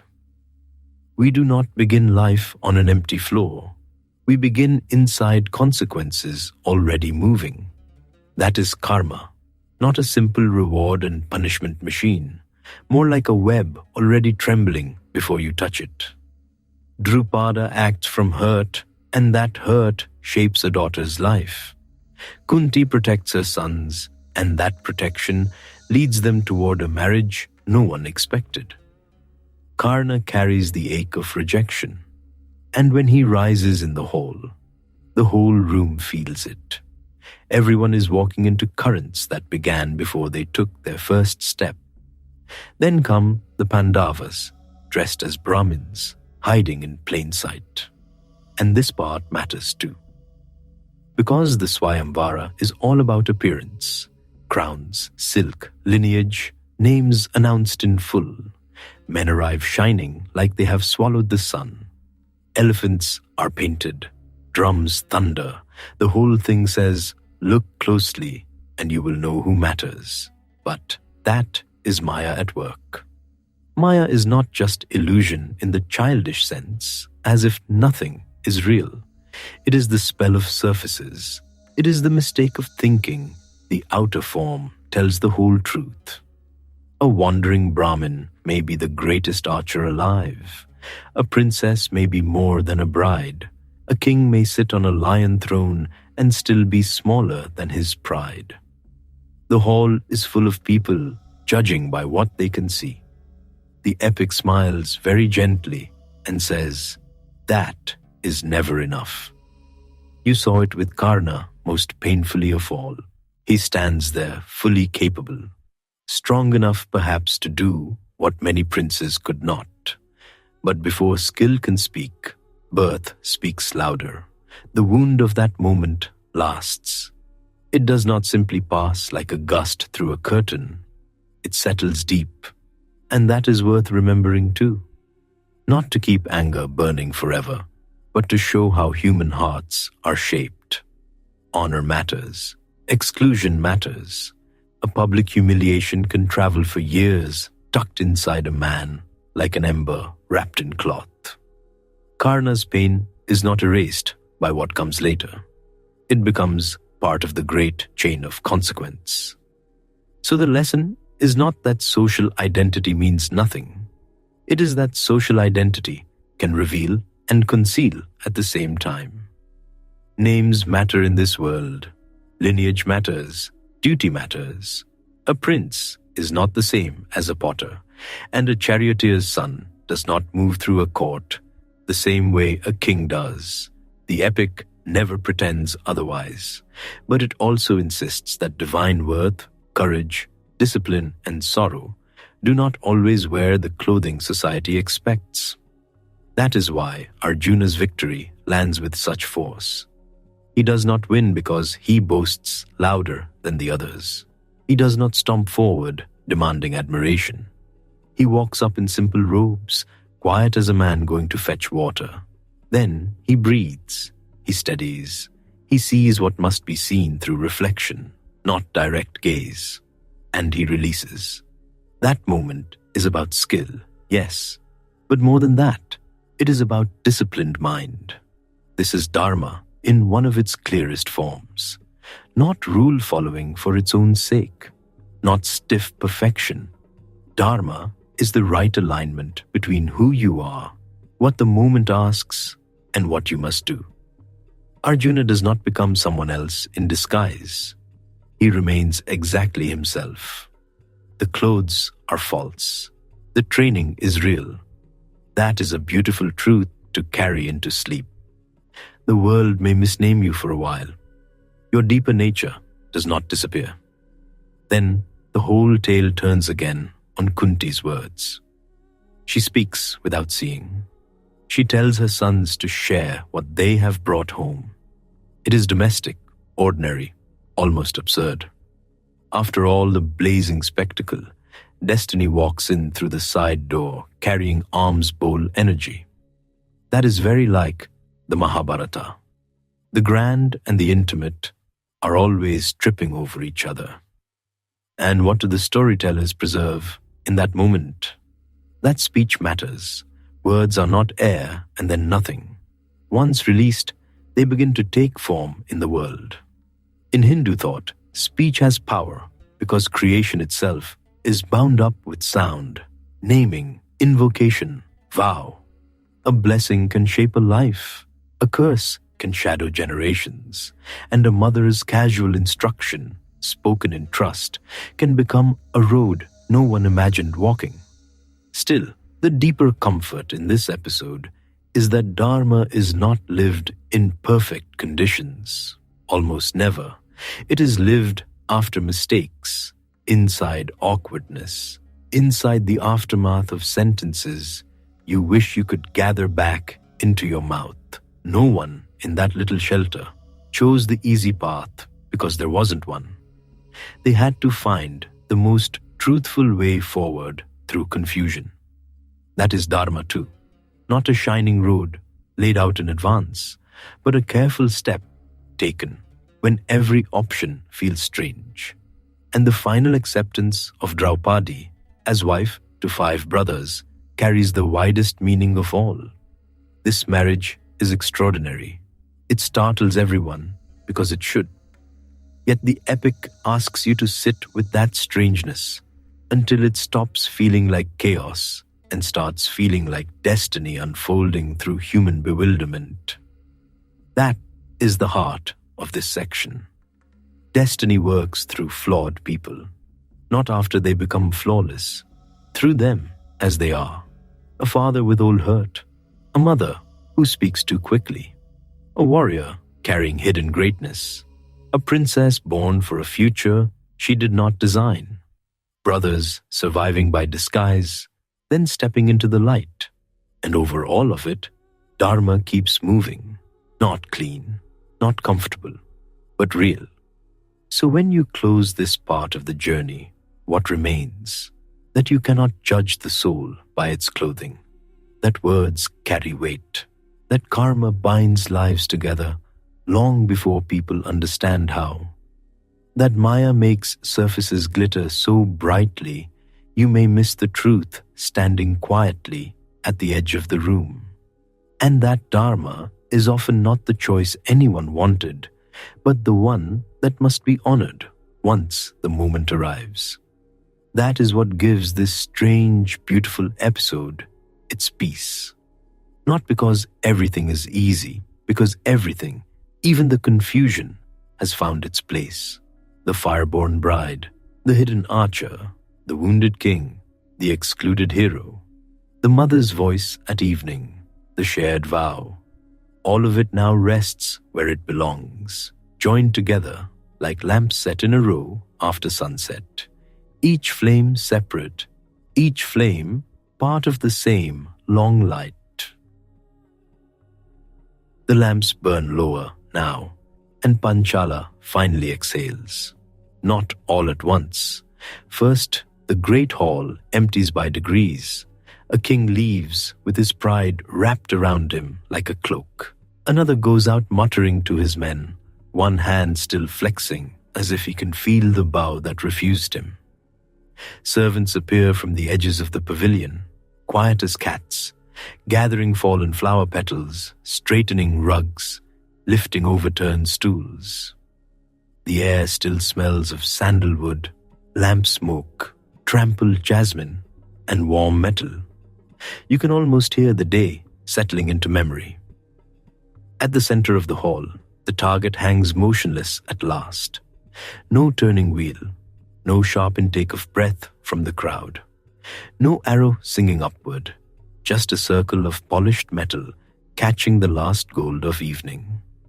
Beneath it, the reflecting pool has gone dark. The water that held a trembling image all day now holds only lamps and shadows. A few petals float there.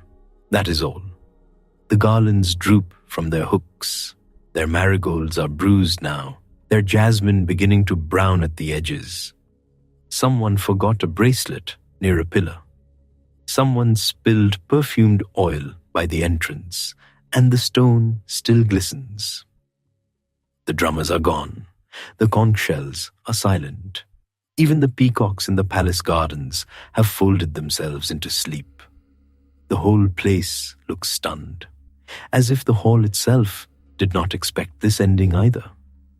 Beyond the pavilion, Kampilya softens into dusk. Cooking fires wake up across the city.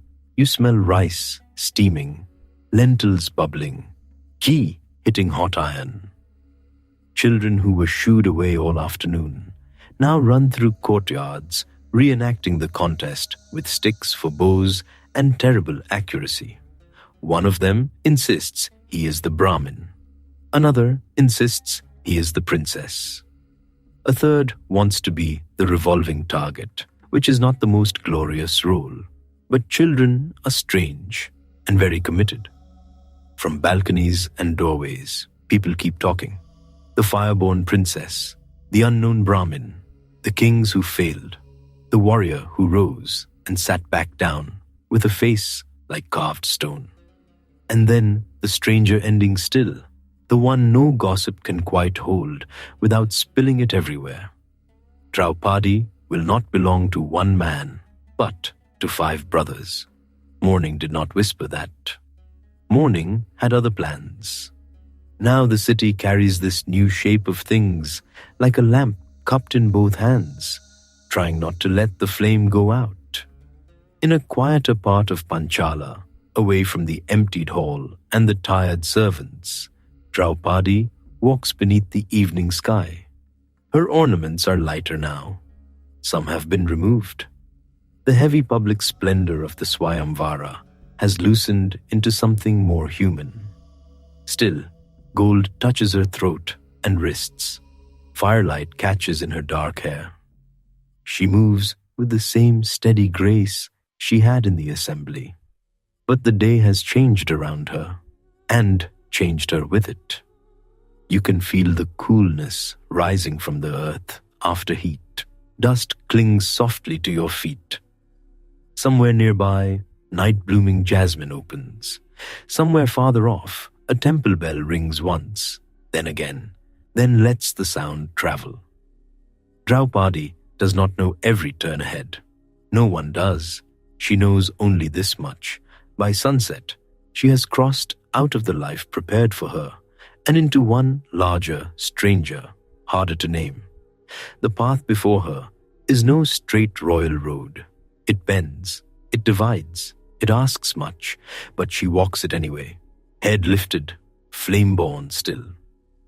Near her are the 5 brothers, not beggars, not really, not Brahmins, however neatly they wore the disguise. The cloth is plain, the posture is not. Even in worn garments, royalty clings to them like scent after incense. Yudhishthira walks with that calm that can steady a room or irritate everyone in it.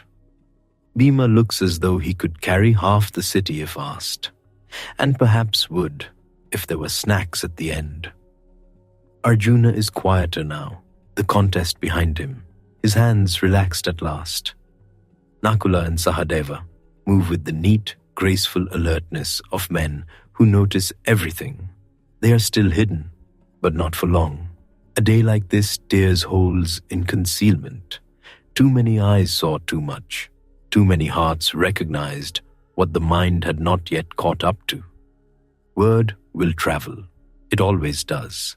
Through stables and kitchens, along trade roads and riverbanks, in the mouths of priests, merchants, soldiers, washerwomen, wandering singers. The 5 sons of Pandu are alive and no longer drifting nameless through the world.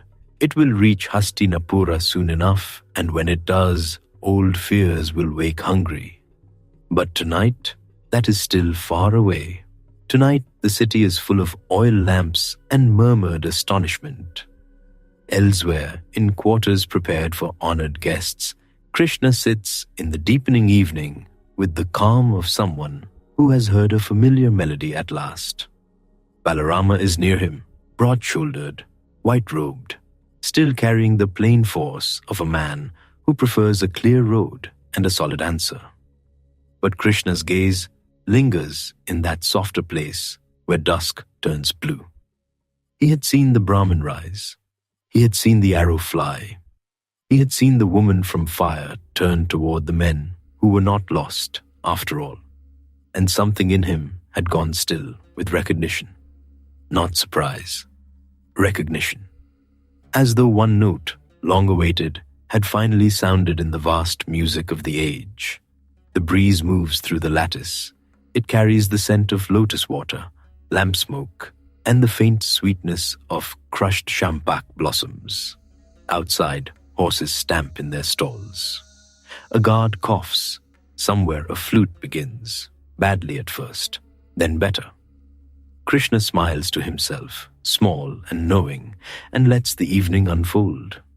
He does not hurry it. Some moments are meant to rip through the world like thunder. Some are meant to settle like dew. This one does both. By nightfall, the contest is over, but its echo has just begun. The bow will be unstrung. The hall will be swept. The garlands will be taken down and thrown to the river or left beneath shrines. Tomorrow, new arrangements will be made, messages sent, astonishments managed, destinies dressed in ritual language so courts can pretend they were expecting them. Courts are very good at that. But the truth of the day will remain what it was in the first sharp instant. A princess walked into a hall built for choosing one future and walked out carrying 5. A hidden prince stepped forward in a poor man's cloth and changed the breathing of kingdoms. A mother spoke one sentence, and it did not fade. You stand at the edge of it now, where the noise has thinned and only the glow remains. The stone floors are cooling under night air. The last servants move like shadows, with bronze trays in hand.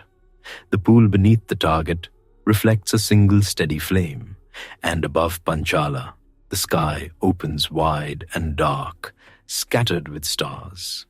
Somewhere within that sleeping city, Draupadi closes her eyes at last. Somewhere nearby, the 5 brothers lie wakeful a little longer. And somewhere, in the hush between one age and the next, Krishna keeps that small smile, as if he can already hear chariot wheels very far away, and a conch not yet blown, and the long uncoiling of a fate that began, for all the world, as a wedding. Then even that grows gentle. The hall is empty, the target is still, the flowers bow their heads, and at last, under the cooling stars, Panchala drifts into silence.